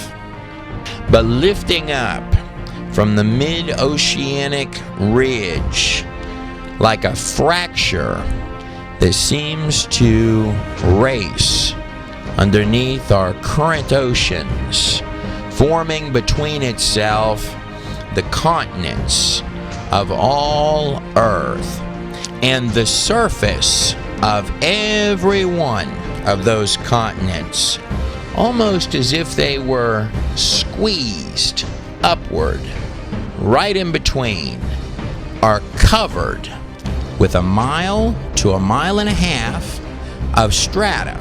And those strata are made of sedimentary rocks, which actually is rocks laid down by water.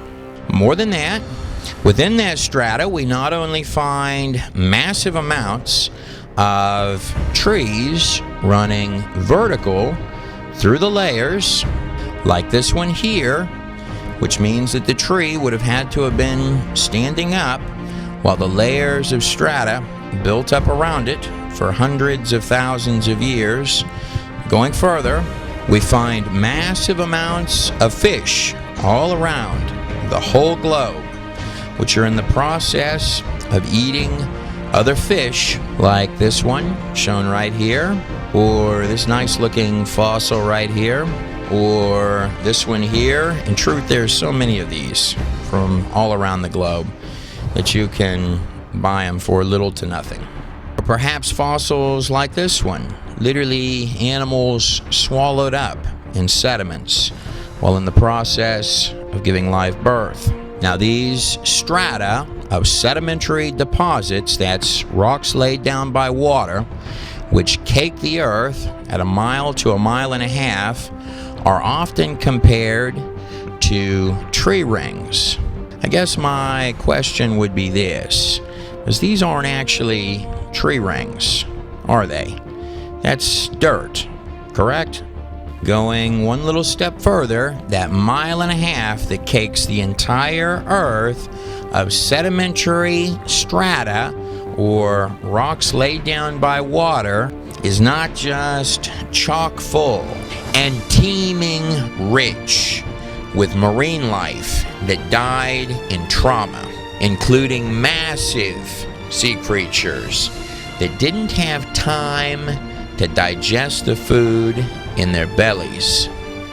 Herds of animals like this dinosaur graveyard in Canada literally drowned and swallowed in earth, very often interwoven and tangled up with sea life.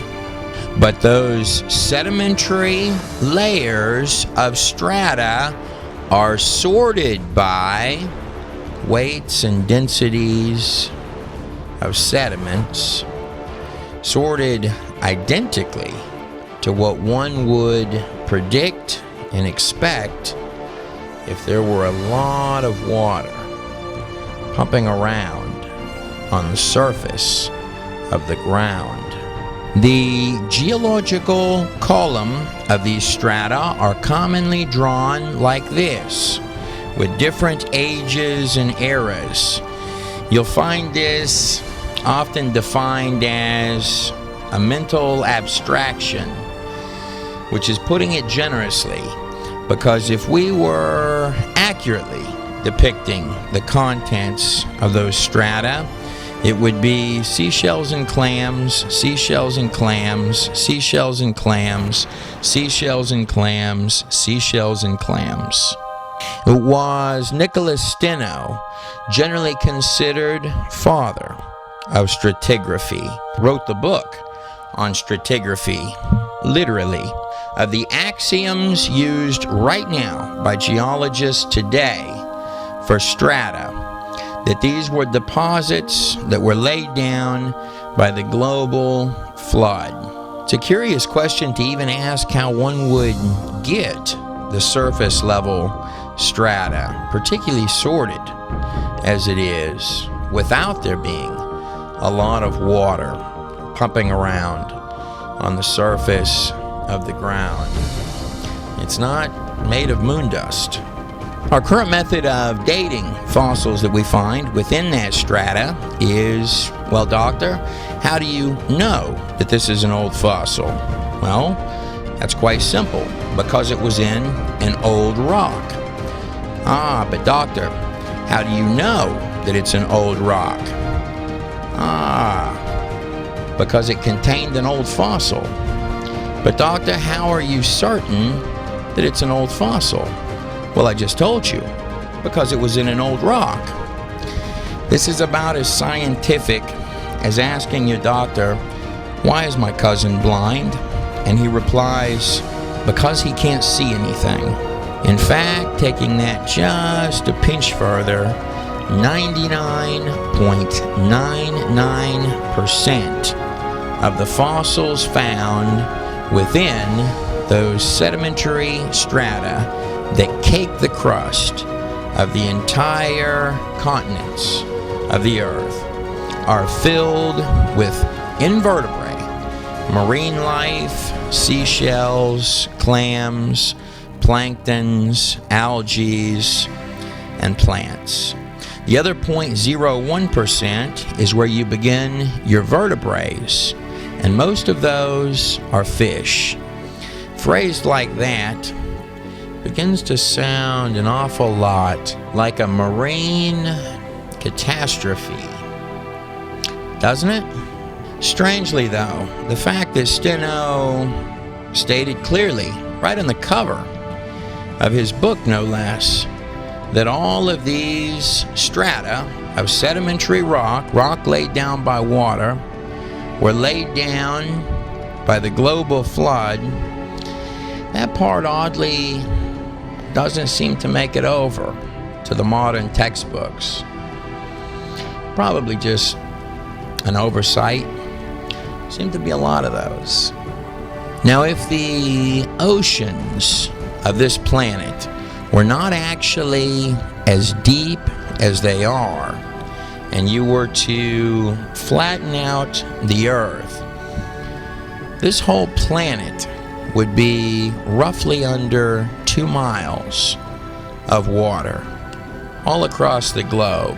Though it was Antonio Pellegrini who in 1859 invented what we now today call plate tectonics. And plate tectonics, widely used and accepted right now today, was first developed by Pellegrini to put together what would amount to the first scientific global flood model.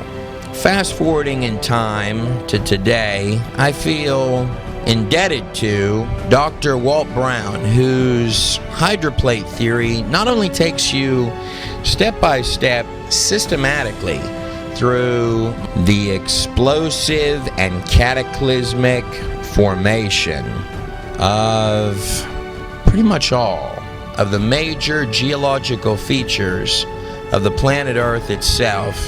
You know, it's interesting that not only do the strata underneath the ground have no erosion between the layers, as one would expect if they were tens of thousands, hundreds, or dare I say millions of years old. But more than that, in so many wealths of places on the planet Earth, you find them all together as one piece, bent up as if at one point they were heated and compressed together like silly putty. And it's not just the bones of enormous creatures from the past that seem to have shrunk to today's sizes, but many of those mammoth creatures that are much smaller today, frozen in ice cubes, entire ecological systems, from 50 bison frozen while running to beavers, birds, and everything in between. This is the first of the frozen mammoths to have been pulled forth from the ice, currently housed in St. Petersburg, Russia. Not only did this creature not have time to fall over, but more than that, as if water had been squirting up so high and raining down as chunks of torrents of ice that systematically buried it in seconds. The animal died of suffocation, along with many bones in the back of the creature broken. And this little leggy here that is appearing to step forward has been pelted so many times with ice cubes that every bone in this little leggy here has been shattered. And the real fun part, when you're dealing with these enormous frozen creatures, they have tropical food in their mouths and tummies. And it goes deeper than our dragons buried underneath sediments in mass tangles of burial grounds. On the other side of the globe, in Mongolia, a Protoceratops and Velociraptor in mid-battle with each other, covered with sediments and earth so rapidly that not only did these creatures not have time to fall over, but they didn't even have time to look the other way. What's interesting about the boat's presumed landing point, which is probably not far from where it started from, as the boat really isn't designed to go anywhere. Well, there's nowhere to go, is that it's located a long ways from the areas of intense underwater trauma, where the continents would rise, causing, of course, the buckling effect that you see squeezed up all around the coastlines of the continents, and massive trauma of crinkling, which today goes by the name the Rocky Mountains. And in this area right here, where the boat presumably landed and took off from, one could assume that as opposed to massive smashes of walls of water, that you would see a rising of the abyss that would swallow everything, literally rocking the animals inside to sleep. If I start with large underground pools of water, if you were to get one little bitty crack running towards the surface, the water bursting forth, just like oil from an underground oil deposit, only with such force that the water literally shooting forth as high as space itself, coming out like a steamed vapor that would liquefy anything nearby as the crack widens with pressurized waters bursting forth, coming down as ice chunks, rain, and sediments. The crack following the path of least resistance, literally racing around the earth itself, a rupture in subterranean waters which would squirt forth and create our later oceans, could certainly cause it to rain for 40 days and 40 nights.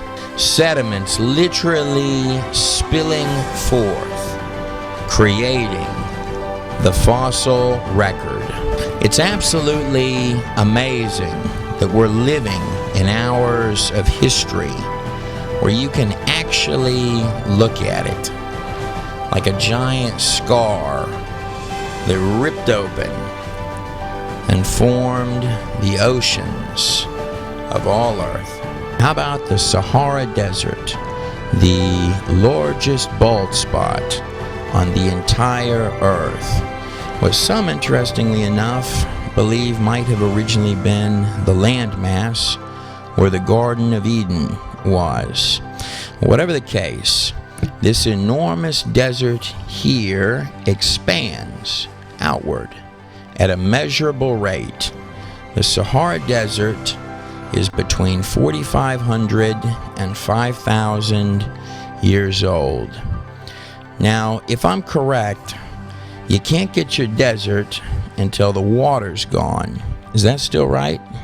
Now, if we were to delve back in to the Narmer Palette, right next to the Crow Falcon, coming straight across at eye level from the king, right about here on the Narmer Palette, right here, prominent on the palette of the first king of all of Egypt, directly under the first god of Egypt, we have the imagery of the boat. And the boat is, of course, being led by the falcon, The falcon was the animal that was let forth from the great vessel, or the raven, which was released from the great boat, according to the records of Assyrian and Sumerian kings. Records of the flood that covered the mountaintops. Going from King Narmer in ancient Egypt over to the much older King Gilgamesh of Samaria, hopping from ancient Egypt and the land of the pyramids over to the place of the Tower of Babel in ancient Samaria. It's important to note that in the Sumerian kings list, there's almost a difference between spiritual kingships and physical kingships. Gilgamesh, often claimed to have been 18 feet tall, a human, or perhaps better stated, physical, biological, flesh and blood king, coming right after in Merkar or Nimrod, who is one of the first kings, following the flood in the Sumerian kings list. Gilgamesh is always recorded as a giant, seen in this statue with a lion in his arms, as if it were merely a pet house cat. The king, seen here, standing like a tower over the common peoples, literally whipping them into submission. But what really makes the king following in Merkar or Nimrod of the oldest empire, particularly, shall we say, special, is that on the 12 stone tablets of his epic, Gilgamesh claims that he is 2 parts man and 1 part God, with a lowercase g, almost as if to say that there was a mother, a father, and something else. It is my extremely strong opinion that the answers are very likely much larger, much deeper, and far more interesting than little men in spaceships visiting us from other planets. I think the scope, breadth, and depth is worthy of far more than that limited view. Nonetheless, if I hop from Gilgamesh in ancient Samaria over to Egypt, it was the one who the Egyptians called Tem, the creation god, who was responsible for the primeval flood which covered the entire earth and destroyed all of mankind except those in Tem's boat. And hopping from Egypt on over to Assyria, Samaria, where Gilgamesh, following Nimrod, was king over all earth.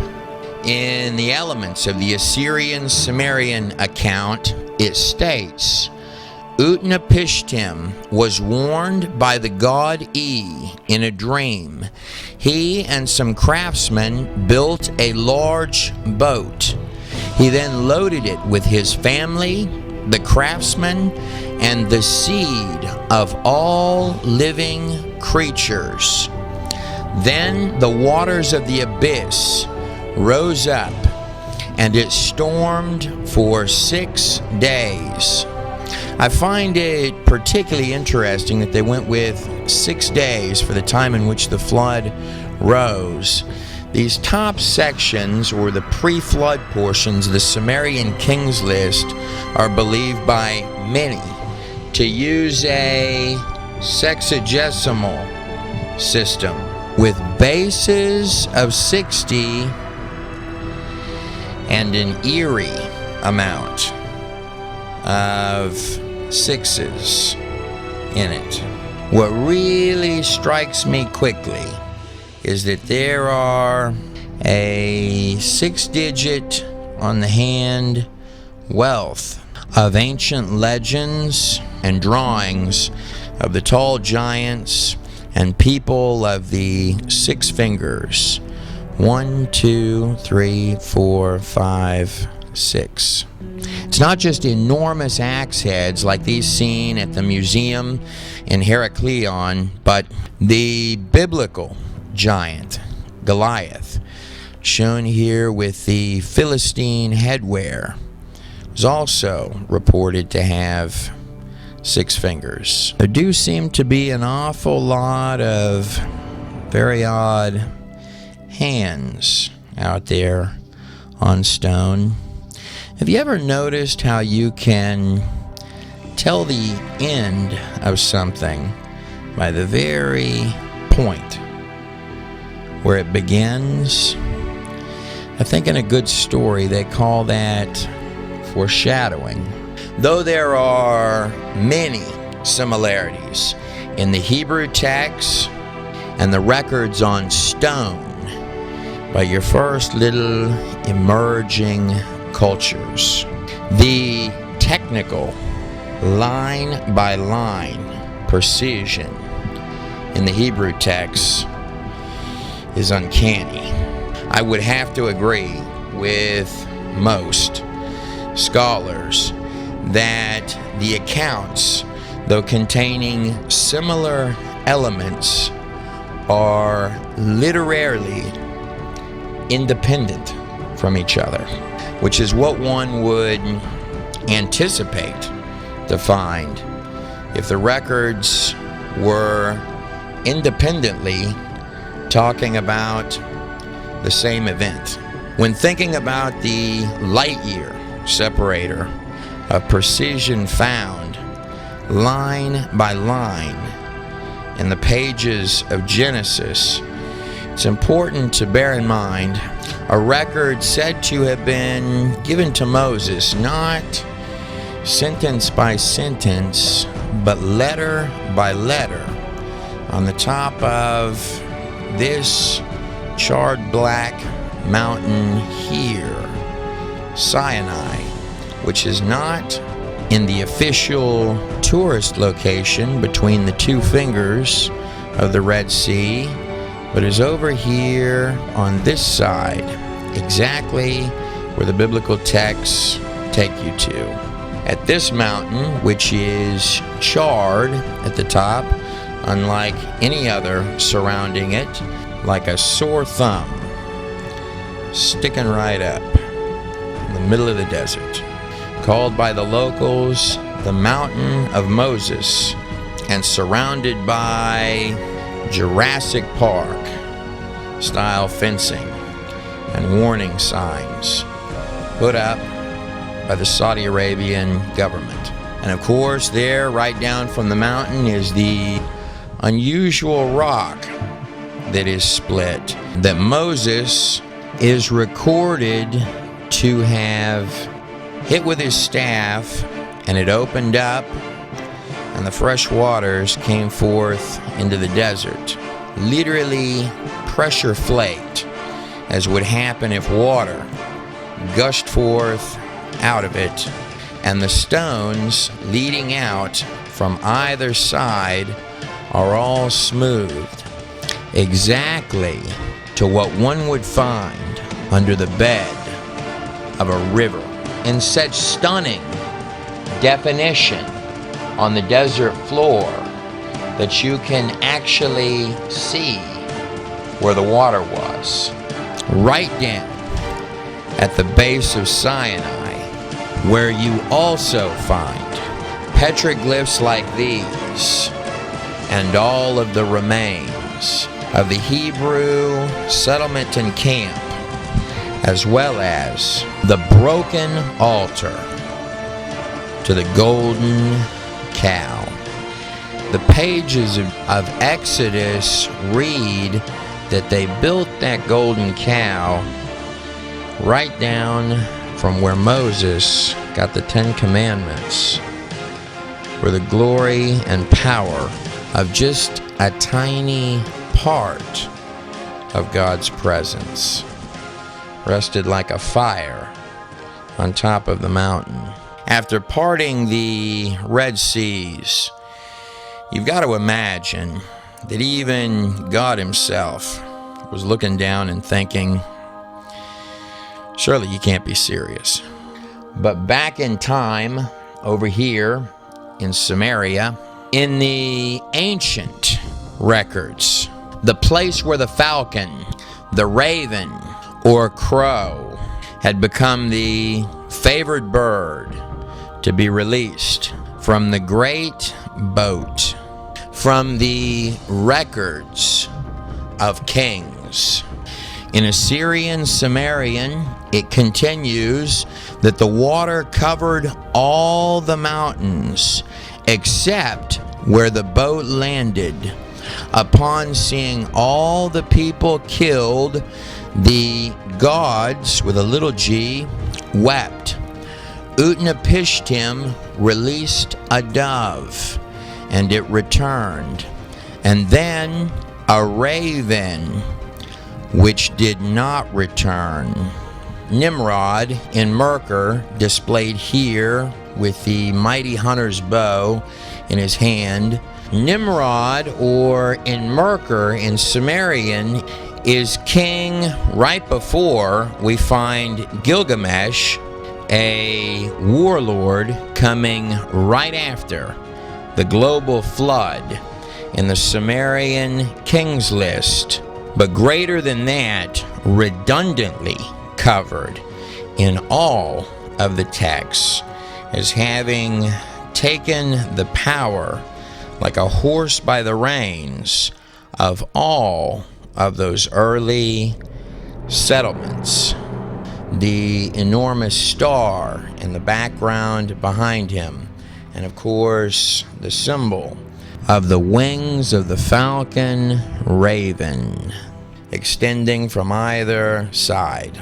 Or the deified by using the symbol of the raven's wings, imagery with the wings of Nimrod having the long beard, not dissimilar to what the Egyptologist Sir Flinders Petrie described the giant race as having. Artifacts from right up here in the biblical city of Nineveh, as in these two representations. You can see the deified and bearded Nimrod, builder of the great tower that went by the name Babel, holding the pine cone, or the dimensional symbol of the guidance of the third eye. On both of his wrists are these little symbols here, the lotus flower of reemergence, or more precisely, the symbol of the star. More specifically, the symbol of the one who is guiding both of his hands. And the representations of Nimrod can be drawn identically with the head of the raven, seen right here with the dimensional symbol of the third eye, and the interesting Philistine headwear.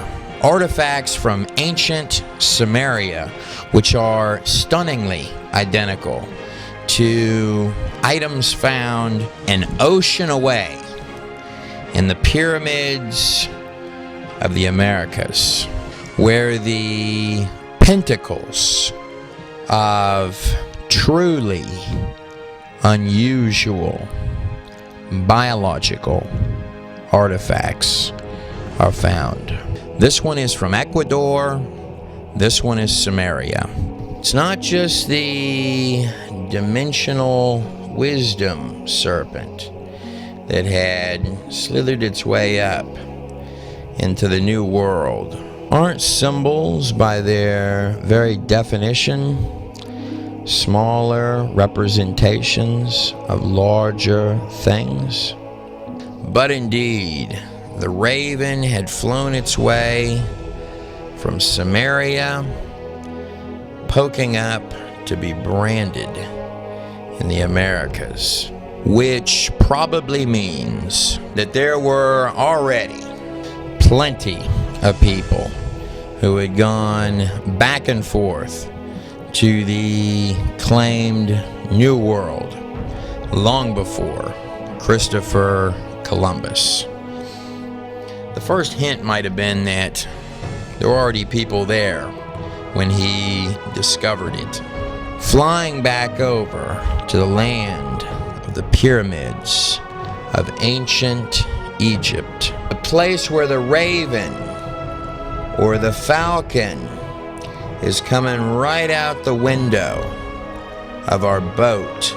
The iconic deification imagery for that bird, seen here on stone with the symbol of the star or the sun on its head, was used for two of the most important gods of all Egypt, Horus and Ra.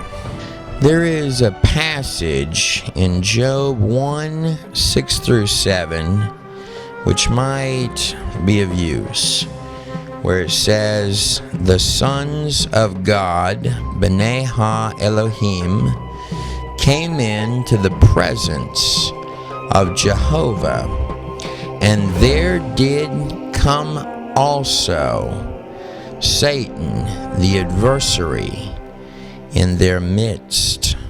The falcon or the raven, like this serpentine Egyptian artifact here, or the somewhat angry looking bird of the air that Vishnu is commonly depicted riding over the waters on its wings with the sun, symbol of the star, at his back. A small detail that often gets overlooked is that there are actually two birds in the Genesis text, a dove and a raven. Genesis 8:6 states, "And he, Noah, sent forth a raven, which went forth to and fro until the waters were dried up from off the whole earth." Though they would go on to make little golden idols of that creature in places like Egypt, you've got to figure that Noah probably felt like that was a pretty worthless bird. Oh, it's not just that Noah is recorded as having literally released a raven which went to and fro up in the air without offering a pinch of aid or coming back to do anything useful for him. But a little deeper, could be asked what the dark bird that went to and fro in the air represents. Job continues, "And the Lord said unto Satan, From where come you?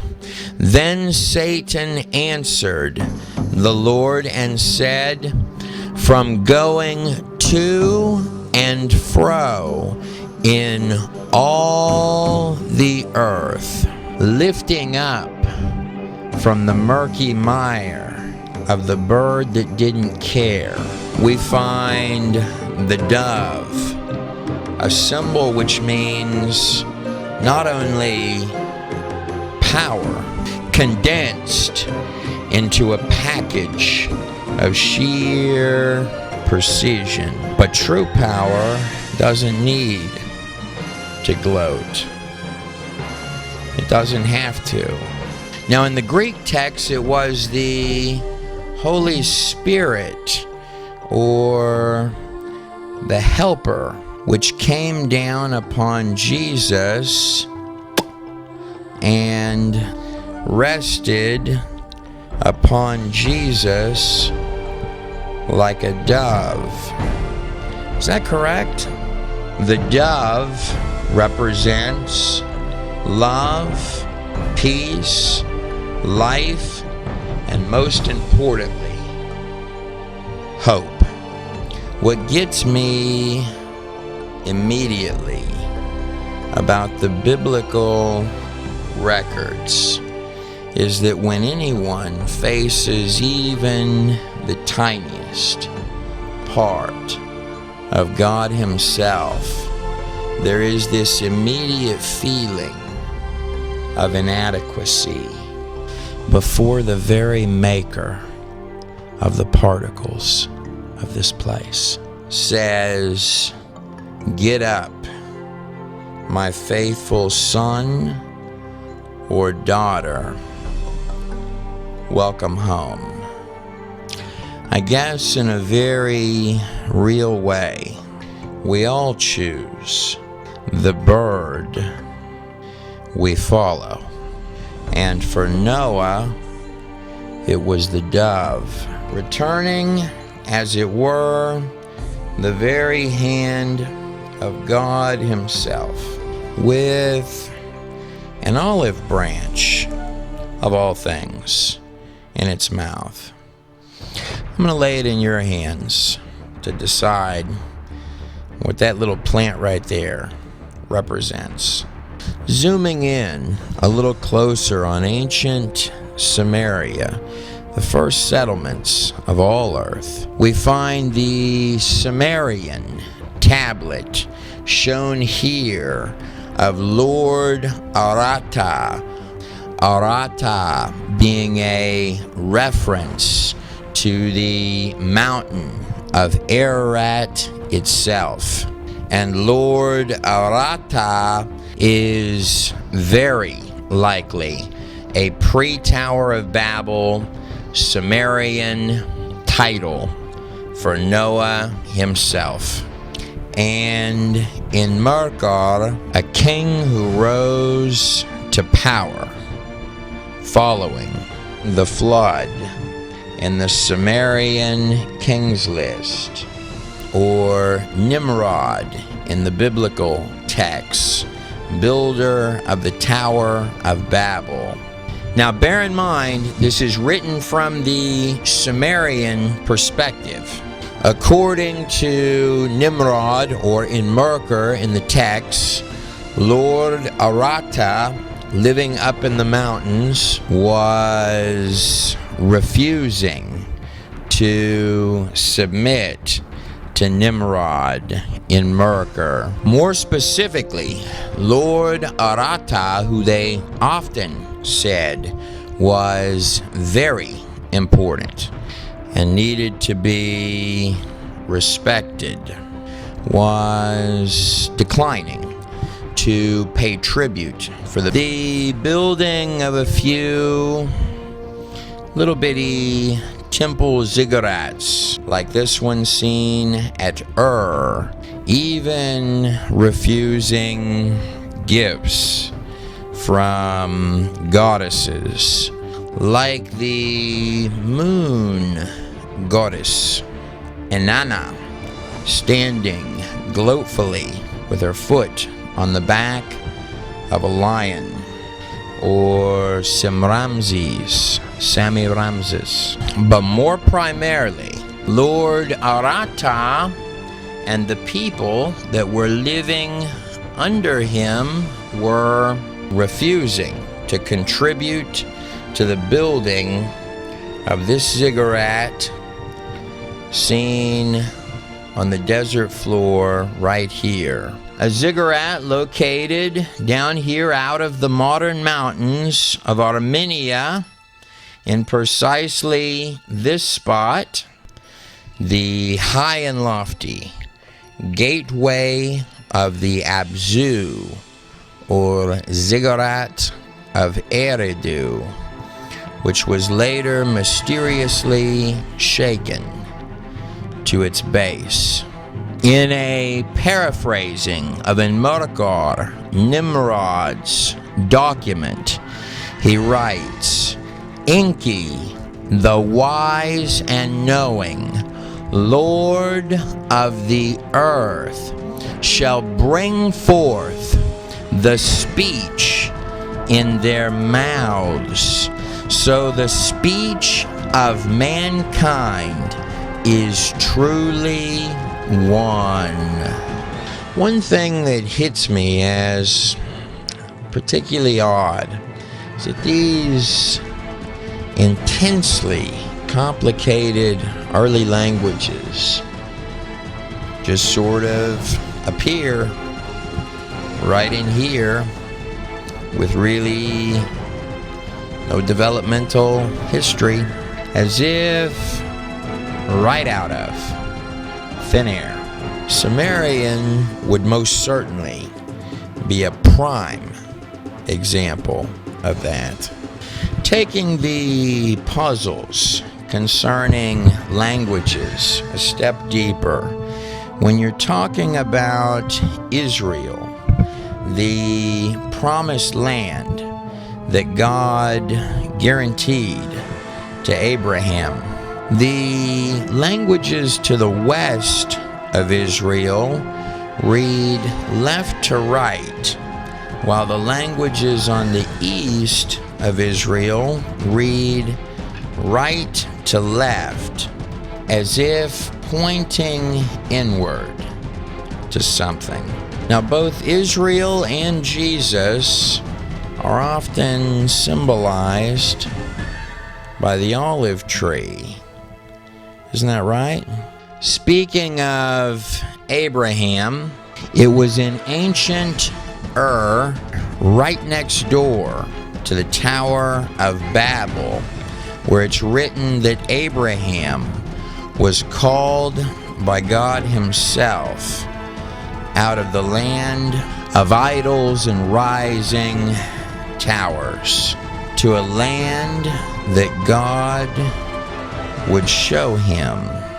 And Abraham, the father of all Israel, was in the bloodline, descent line, and lineage of Shem, one of the three sons of Noah. More specifically, Shem is the son for whom Noah himself placed the greatest crown of blessing onto.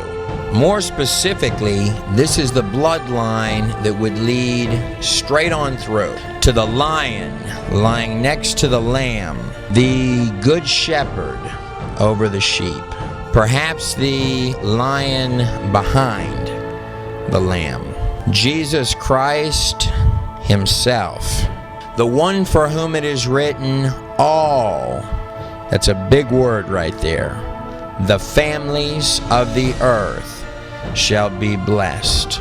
Conversely, it's through the genealogy, bloodline, and lineage of Noah's son Ham that we find the fireworks show of true madness and rise of the great tower, the gateway to the Abzu.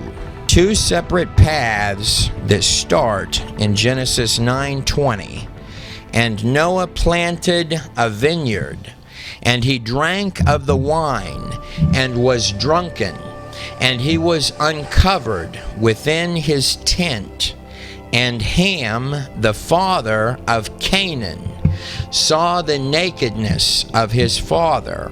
And Shem and Japheth took a garment and laid it upon both their shoulders, and went backwards to cover the nakedness of their father.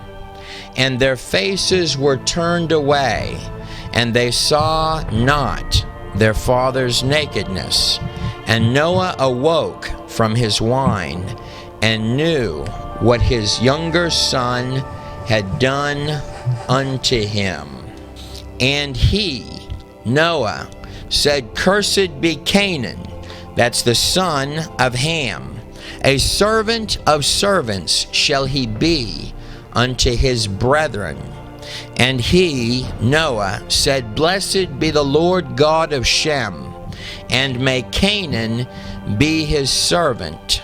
Now I want to hit pause for just a moment on this dividing matter of Noah and his 3 sons, and this issue of nakedness, which had to be covered, taking us back from Noah all the way backwards over the flood, all the way to the Garden of Eden and Adam and Eve.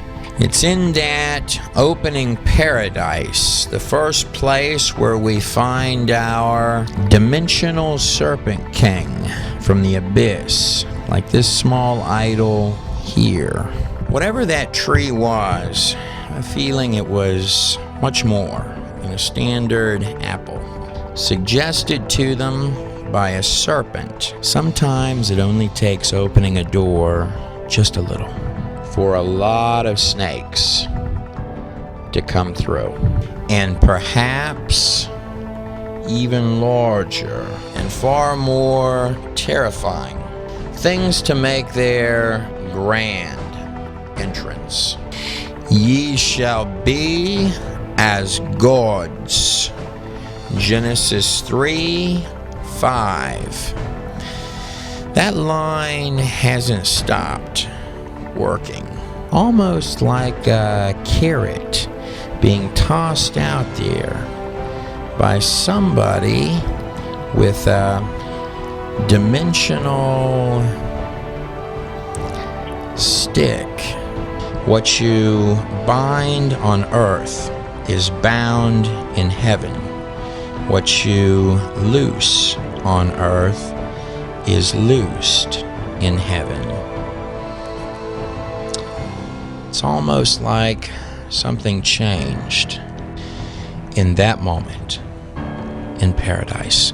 And we can actually follow our serpent, slipping and slithering its way through all of the hours of coming history that survived the waters of the flood and emerged from the Abzu, making its way to the towering ritual temples, to the serpents, Quetzalcoatl and Kukulkan in the Americas, some with little wiggly canals in the shape of serpents coming from altars, draining into basins so that the blood will form the shape of a snake while running off of the ancient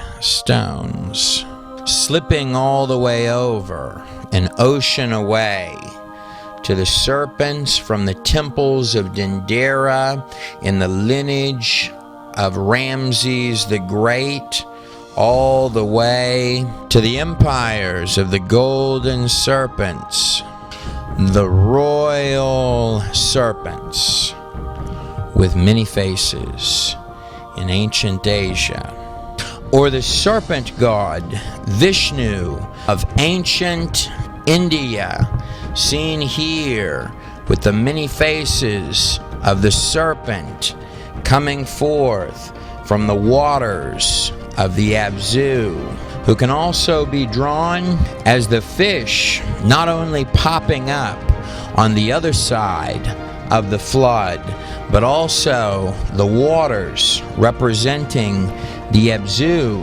from which the slithery horned Capricorn goatfish lunging forth, not just from the other side of the flood as Poseidon, but from the watery depths of the abyss, the place where Vishnu himself sits resting on a bed of serpents over the Abzu or the Abuso, emerging forth from the depths of the deep, similar to the horned Norse god, pitchfork, trident in hand, just like the Philistine fish god, which takes us all the way back to Samaria, where this enormous wisdom serpent has brought these three fine gentlemen to their knees, or the original fish popping up from the abyss, Dagon himself. What's particularly interesting is that the fish god, like Vishnu, shown here, not only represents having made it to the other side of the flood and wiggled up from the depths of the abyss, but more than that was Dagon, who was worshipped right up here following the great river, coming right out of the water's edge on the massive Tigris in Nineveh. The remains seen here, where they not only worshipped the fish god, which had also become one with Nimrod, same pose as with the raven's head. It is interesting that to these worshippers of the man emerging from the fish, that a reluctant messenger of God himself would be delivered up, literally choked up, vomited out, and spit forth Jonah, the very man in the belly of the air-breathing fish for 3 days that had laid its head on their riverbanks. Now, Jonah came forth from the belly of that fish after 3 days, just as Jesus Christ came forth from the belly of the tomb in 3 days. In fact, after the healing of the blind eyes, the causing the cripple to walk, and many, many other healings, when the Pharisees and the crowd were crying out for Jesus to perform a miracle, he said, "I give you nothing but the sign of Jonah." Though it's not pretty, there are actually quite a few reports throughout the ages of history of fishermen, particularly being cut out of the belly of large fish or whales while still alive. Whatever the case, it's almost as if the messenger was delivered up by deliberate design to bring the message in a way guaranteed to get their full, undivided attention. Bear in mind, they had been worshiping the fish god Dagon for roughly 2,000 years before Jonah showed up. And though these ancient gods may have many arms, many names, such as the elusive one, the destroyer, the trickster, and many faces, what's always conspicuously absent is the name love, or our Enki slipping up from out of the Abzu here. If you take a look in just a tad closer, you can see the little fish in the dimensional symbol of these little wiggly lines on both sides. And at the top up here, we have our raven. And as the final touch, like a cherry on top, our counterfeit tree of life, to be followed like a carrot on a stick by both Nimrod and then later Gilgamesh for all the days of their lives. Never trust the Inky. It doesn't seem to end well. It is my extremely strong opinion that if one were, shall we say, making phone calls through Pandora's box, it's a good idea never to get so excited that someone picks up the phone on the other end that you forget to ask, who am I really talking to? Now, those are serpents coming out of the Pharaoh's forehead, as if to symbolically represent the true power behind the empire of the king. In the very same spot where the third eye, or the mind's eye, would ordinarily be placed. But spiraling our way back through the towers of our fish serpent, as if it had stamped itself in bright neon lights, its slithery signature wiggling like a raven with wings. Now, if I rewind backwards just a touch more, going from the moment that Ham has entered Noah's tent and backwards to the other side of the waters, back in that garden, I find my first reference to nakedness. Noah's feeling of nakedness,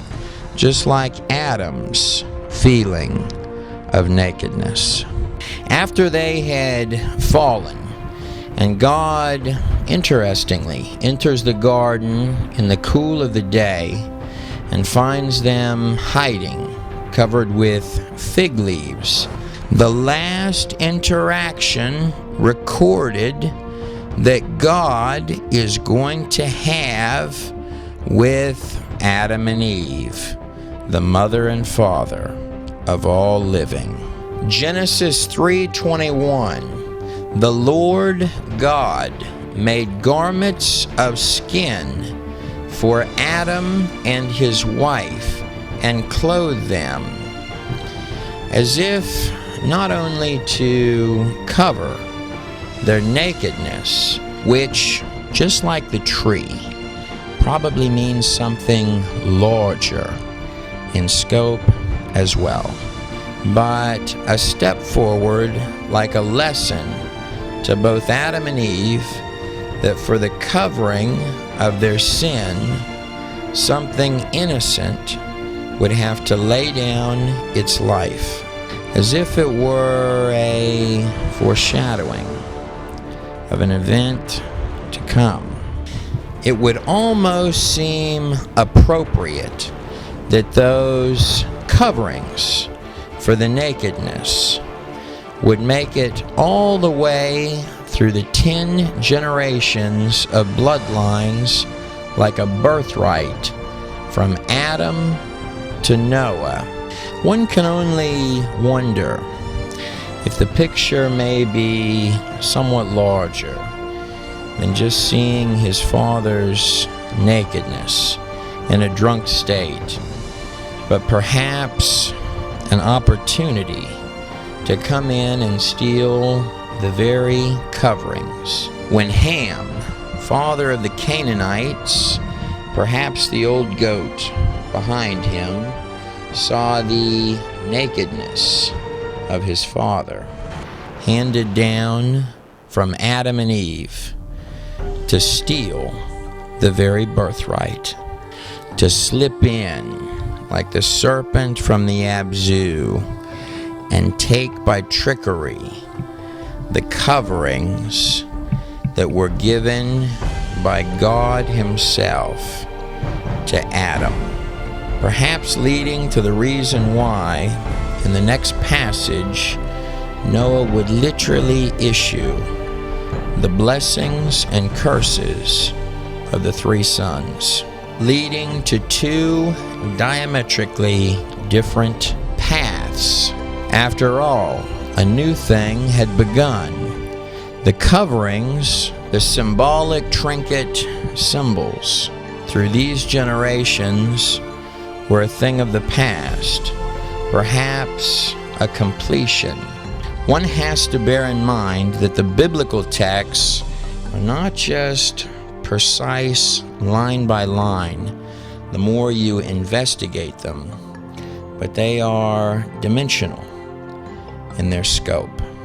If you look at the root of the names in Genesis in order from Adam to Noah, it reads, "Man appointed mortal sorrow, the blessed God shall come down, teaching, his death shall bring the despairing rest and comfort."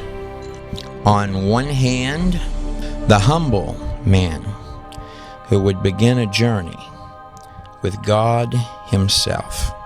On the other hand, we have the prideful man who would ultimately stand atop the very tower that would crumble beneath his feet while he arrogantly shook his fists upward at the Father of all life. The name Nimrod today commonly means idiot. It's come to my attention that God seems to be in the business of knocking down man's towers. The ziggurat of Eridu, shown here on the screen without any graphics or digital effects on it, would have been not only the oldest unified site and very likely the largest tower, temple, occult religious center, especially at that time, located just a hair this side of the Euphrates River, somehow shaken to its base.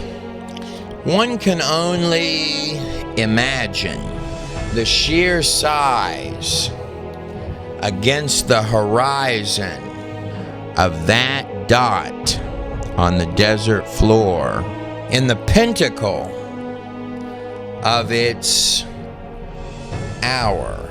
I'd like you to notice on this particular artifact that Nimrod, Immerker, shown here, is not just leading the way up this spiral temple to the pinnacle with the star on top, but just like this small golden god idol here, or this image of a beast holding, as it were, its own child in its arms.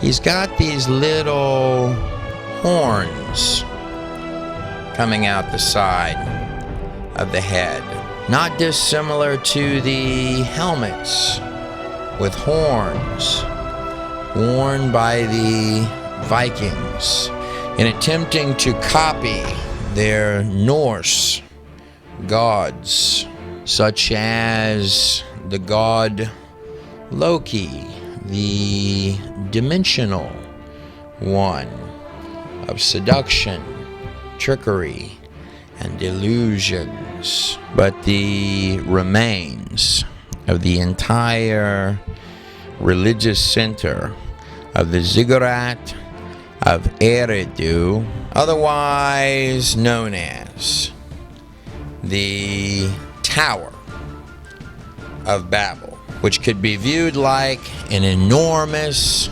summoning, a really big Ouija board.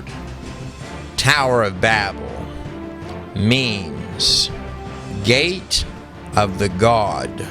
That's God with most definitely a lowercase g. The place where, according to the Sumerian Kings list, you have the global flood, and then right after the global flood, we find listed in Merkar or Nimrod and Gilgamesh, the place where it states on the tablet, after the flood, when the kingship from heaven was lowered, the kingship was in Eridu, which, though the stone from Eridu is talking about something that stepped up into reality at the Tower of Babel after the flood, in the book of Jude, when referencing a set of angels which entered prior to the flood,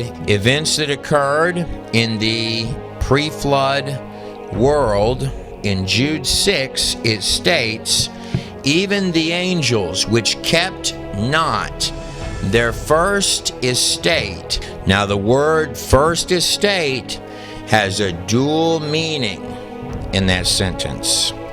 But left their own habitation, he hath reserved in everlasting chains under darkness unto the judgment of the great day. First estate, or the Greek okaterion, means that they had reduced their bodies from heavenly bodies, specifically meaning that wherever it is they were coming from, their bodies were greater than three-dimensional. Now, Christians commonly point out a passage found in Mark 12:25, where Jesus Christ himself says, "For when they rise from the dead, they neither marry nor are given in marriage, but are like angels." The key sentence is this: the angels which are in heaven.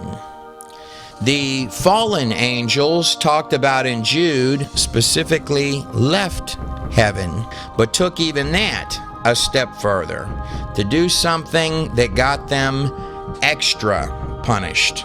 To be even more precise about exactly what's being stated in the book of Enoch, as well as the very first pages of the Torah, Genesis, the book of Origin, and many, many other, both texts and legends from across the earth, is that prior to that flood, a set of 200 fallen angels, led by 20 fallen angels, reduced themselves to make entrance and play lords and gods with mankind. And according to Enoch, the seventh from Adam and the great-grandfather of Noah, these fallen angels made entrance during the days of Enoch's father, Jared, on the top of a mountain called Hermon.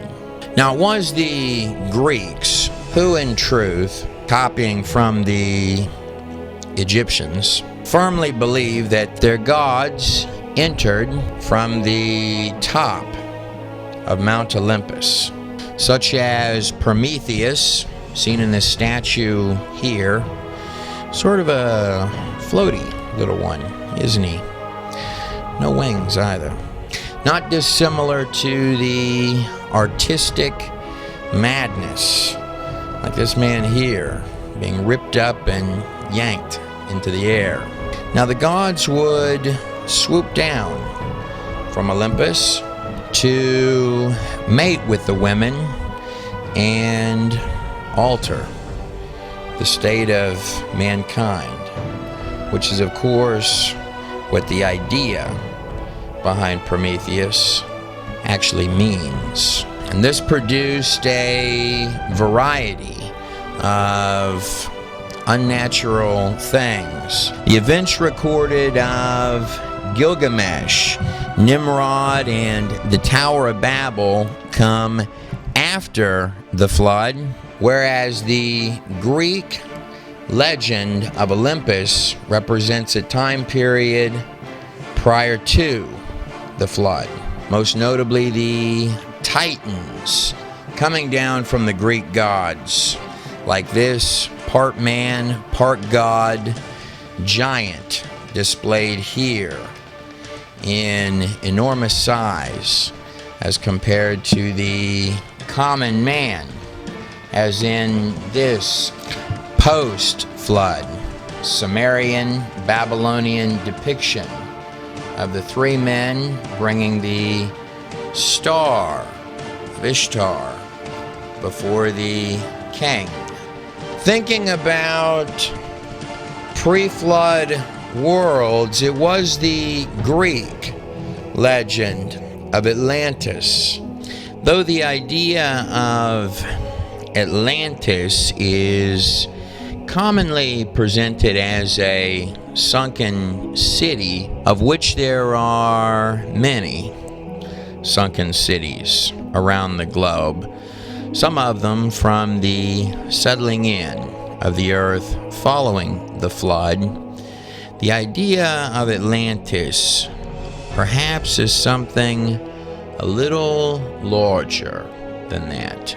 The place of the great tower of otherworldly wisdom, a literal hub of advancement, and it's said that not only were things much larger in scope in Atlantis, but animals mixed with animals, plants genetically mixed with other plants, and of course Atlantis was hydroponic with large pockets of water underneath the earth and sustaining the ecological systems on top of the ground. Advanced technology that altered everything. Taught by the gods, an empire often said to have had the heights of biological strangeness, which ultimately was swallowed up by the waters. So I guess in a very real way, the death of their world is what's lighting yours. Now, Enoch, a text that actually would have been on that ship, is recording the teachings of those fallen angels prior to that flood. Teachings which included the smiting of the human baby in the womb. The women were taught the arts of seduction. Of course, the men wore, and as a nice little touch, the value of the precious minerals, i.e. illusionary systems of trade, the financial systems. Going a step deeper than the trinkets they were handing to mankind What the angels appeared to be particularly interested in was not just the teachings of witchcraft and summoning of demons, but they were highly interested in the signs of the earth, the signs of the clouds, etc. But more specifically, there were more than 4 angels who were very interested in the signs of the stars, almost like rebellious servants, keeping track of what the master of the house is doing.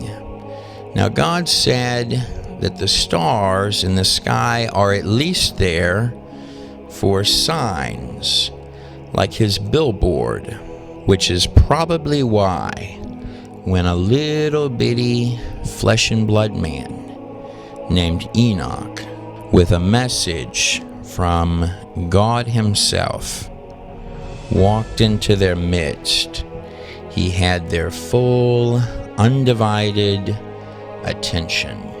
And a part of that message is, though you thought you had secrets, little did you know you only had the worthless ones. Indeed, even angels and the darkest things that dwell in the abyss can scream. Does God not say, I use the weak things to bind the strong, and the foolish things to confound the wise? It's also come to my attention that God seems to really favor the humble, diligent man over the rising empires of the prideful. Speaking of stars, though the teachings of fallen angels would be what we would call astrology, or applying the fortune telling to your personal life, in terms of God's billboard, it does seem like pretty well everyone in the ancient world understood the signs of the zodiac, which tell the biblical story, beginning, of course, with Virgo, the virgin, coming around full circle to end with Leo, the lion. Nimrod seemed to understand it so well that we find depictions of the mighty hunter against God, Nimrod, with his bow in hand and intricately drawn lions all over Nineveh, not just killed, but absolutely over and redundantly killed. Many with Nimrod having the lion brought to him by his men so that he can literally drive in the death blow by his own hand with his own blade, as if a grand statement to God himself by Nimrod, his belief that he was mightier than the coming lion. Going from Nimrod to Gilgamesh, we find this strange character named Enkidu that just sort of pops up into Gilgamesh's life. The two would end up going on a journey together. And Enkidu, shown here with the little bitty horns on his head, seemed to have a real taste for the temple prostitutes. Though the text reads that the two had become close friends, the intimacy there is almost like, I don't know, father and son. Nonetheless, it is right after the flood, in the Sumerian Kings list that it is written of Gilgamesh that Gilgamesh, whose father was the Unseen One, ruled for 126 years. Now, when they say panspermia, one has to wonder exactly what that means. Now, Pan was the horned Greek god, correct? It is rather strange that these gods need an invitation, even when playing shadow people and little alien genetic collecting games. Almost as if not only do you have authorities and things that it wants, but more than that, like it's terrified that you would see behind the mask and look at it as it is. No matter the case, whatever it was that re-entered following that flood would be covered and crawl its way to be worshipped in some form or another in every culture. Legends not just including strange arrays of biological oddities and the realms from which Loki might emerge, but also the symbolism of the star can also be drawn as the swastika. Now, it's important to point out that stars like this one on top of the Ziggurat of Eridu, next to Nimrod at the top of the Tower of Babel, stars in all of ancient texts are extremely often symbolic representations of angels. Very powerful, dimensional beings. B'nai Ha Elohim, the Watchers, perhaps in this case, a very specific fallen angel. And that star at the top of the temple could be depicted in a Babylonian or Sumerian crescent or moon.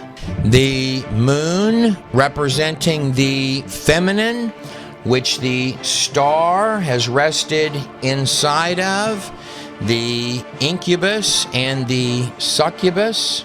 And of course, the crescent moon takes us all the way back to our original moon goddess, the wife of Nimrod, Semramses, or Semiramis, seen here between the two twisting serpents, which is one and the same as Ishtar, the Sumerian winged goddess, seen here with the little wide-eyed owls of the moonlight as the guardians, standing by her bird-shaped feet, absolutely identical to all of the other claimed goddesses of the crescent. Astarte, Asheroth, Queen of Heaven, Diana, or the triple moons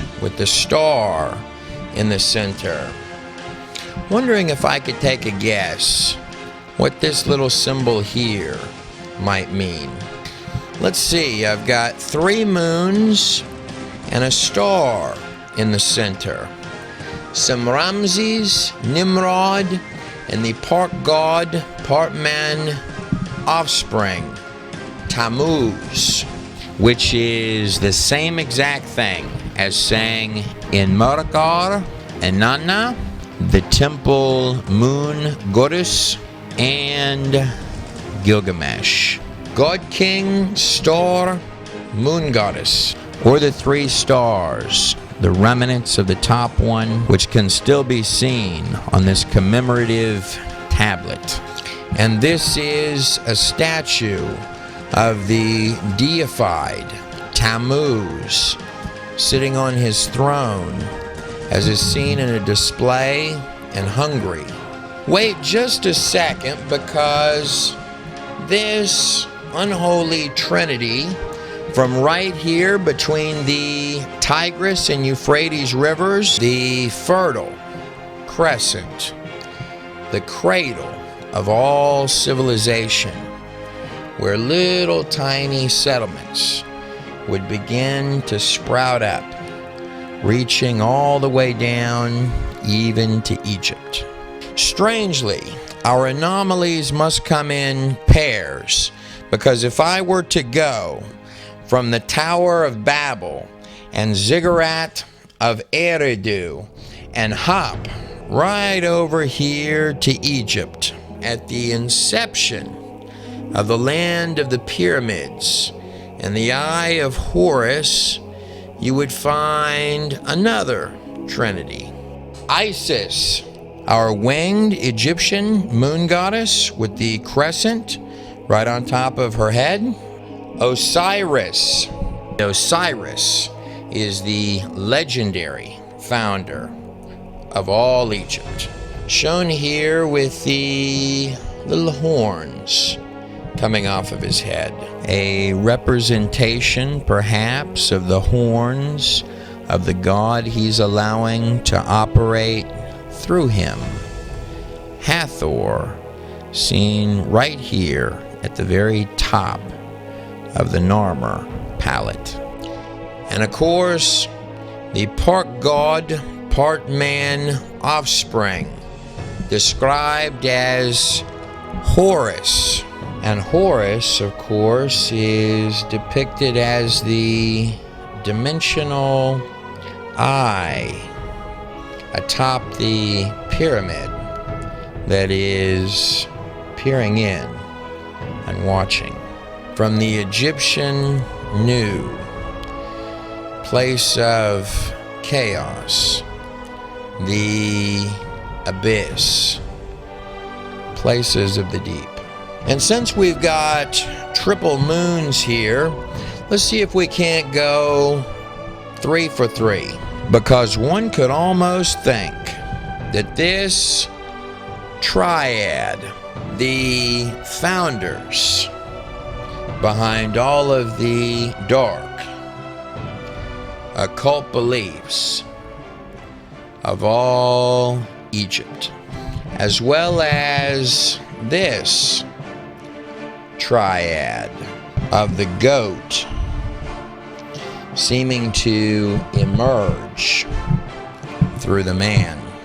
In the ancient accounts, descriptions, and events, we're talking about the same triad of people in different tongues, as if it were a first little seed of something beginning to sprout up right about here in Eridu, coincidentally.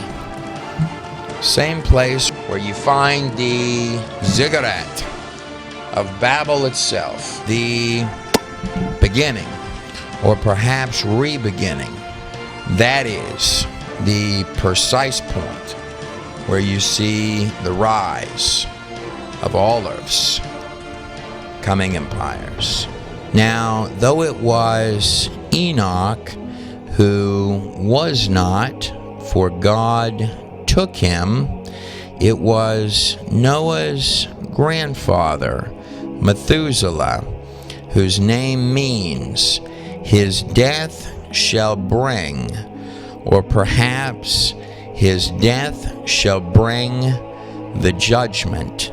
The longest living man in the biblical text at 969 years, who died the very year or 7 days before that flood. But back in that garden, on the other side of the flood, when Eve was confronted by the serpent, she was conspicuously alone. Adam was about to have to make the hardest choice of his entire life. On one hand, he had Eve. On the other hand, he had everything. Adam would have viewed Eve just as he would a part of himself. It says in the text that Eve was deceived, but that Adam knew what he was doing.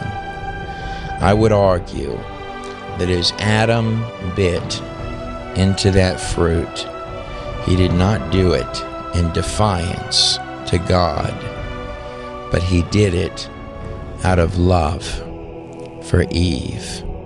He was willing to lay down everything for his bride and step into death itself.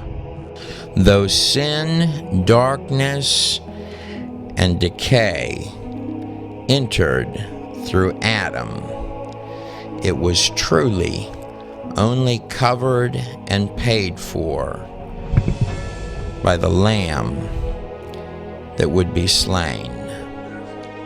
What Adam could have never done for Eve, God Himself did for all mankind. And the truth is, we're all tainted in this place, just like Eve was. Perhaps bringing deeper meaning to the words covered by the blood. Even if you've got 6 fingers and are 9 feet tall. Act 1 of mankind began with a tree, and it ended with a tree. The wild vine shall be grafted to the branch. Though things that dwell in the shadows, like the little bitty inky, may have lots of words and be desperate to talk to anyone who will listen, it takes a true kind of love for one to lay down their life for their friends. You and I are living in the greatest love story ever told.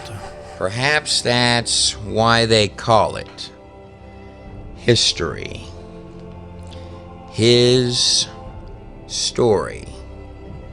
And you're living a part of that. Now it says in the text that the boat rested on top of the mountain in the 7th month, on the 17th day of the month, which is really fascinating because Jesus was crucified in the 7th month, or the month of Nisan, on the 14th day of the month.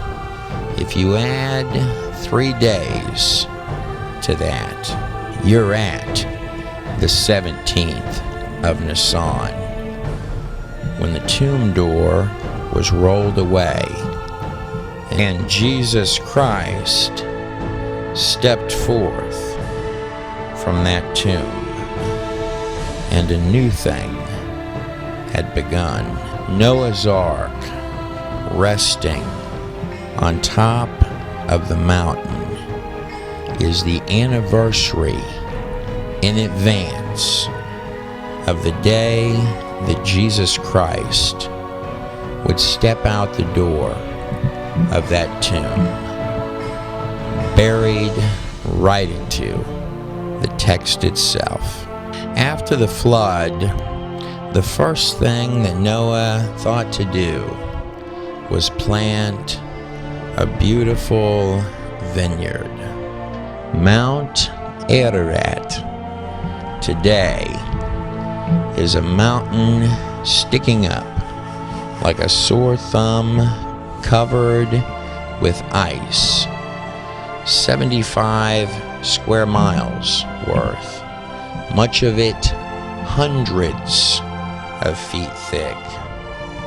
Just like God to possibly protect the boat that saved all mankind, the most astounding artifact that would ever be discovered on all earth, buried like a mammoth waiting to be found. And though many of the locals at the base of that mountain say they don't know why, the area is called the Land of the Eight. And I bet you'll never guess what grows wildly right at the base of that mountain. Vineyards. Amazing vineyards. Home of the oldest wineries on earth, with Ararat right here in the background. That is a narrow door, isn't it? Jesus said, I am the way, the truth, and the life. No man cometh before the Father except by me. Indeed, all creation awaits the hours of its restoration, the entrance of the Good Shepherd, the coming of the bridegroom, the Adam that didn't fail, the return of the King.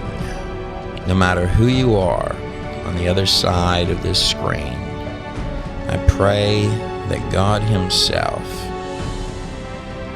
lead you and lift you as an eagle with wings on your quest. The truth is, a video like this one barely even scratches the surface of the mysteries embedded in that text. A self-authenticating message from outside the confines of time, matter, and space itself. Did I mention that it's generally how a story begins that determines everything about the fireworks show of how it ends? After all, lifting up the veil on this present illusion to peek in at the ending is where it really gets interesting. I guess we'll have to do that next time. Thank you for watching Noah by the God in a Nutshell Project. I'm Trey Smith.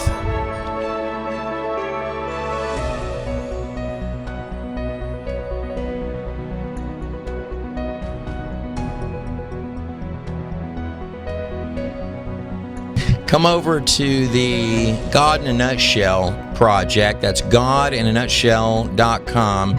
Seen right on the screen here, where you'll not only find more videos, of which there are many more to come, so make sure you hit the subscribe button to the God in a Nutshell YouTube channel, which is found right down here at the bottom, spooky, of your YouTube screen. But at godinanutshell.com, the website, we're always looking for writers for news and interesting topics, by the way. Here's what the Noah DVD looks like. Incredibly beautiful, front and back. You can also, at godinanutshell.com, take a better look, a closer look at what that DVD might look like on your coffee table. Special thanks, by the way, to everyone that gets any of the DVDs, not just Noah, The Theory of Everything, which looks absolutely beautiful as well. The DVDs have 0 advertising in them during the videos, so there's no advertising while you're watching the films, as well as the Nephilim DVD, which, if it's not out at the moment you're watching this video, will be out very, very soon, with more than interviews, but also including in the bonus features some unusual events surrounding the making of that film and the DVD itself. Thieves, one dirty TV pastor, and the man who robbed him. Seems like it all happened at this point in a different life. But it is true that in the late 90s, as seen covered in this magazine here, I committed a safe robbery on a television pastor, fundraiser for Benny Hinn named Mike Murdoch. Smashed a Cadillac through a television pastor's mansion gate, which I did kind of enjoy that part of it, and ran to Mexico. Then I wrote this book about it. I almost feel kind of, silly anymore talking about that Thieves book, because it, if you end up getting a copy, no matter how fun that might be to read, please don't think that it has any implication on who I am today. I'm Trey Smith. Thank you for watching. Maybe you'll find something interesting in those pages. May God bless every last one of you on the other side of this screen.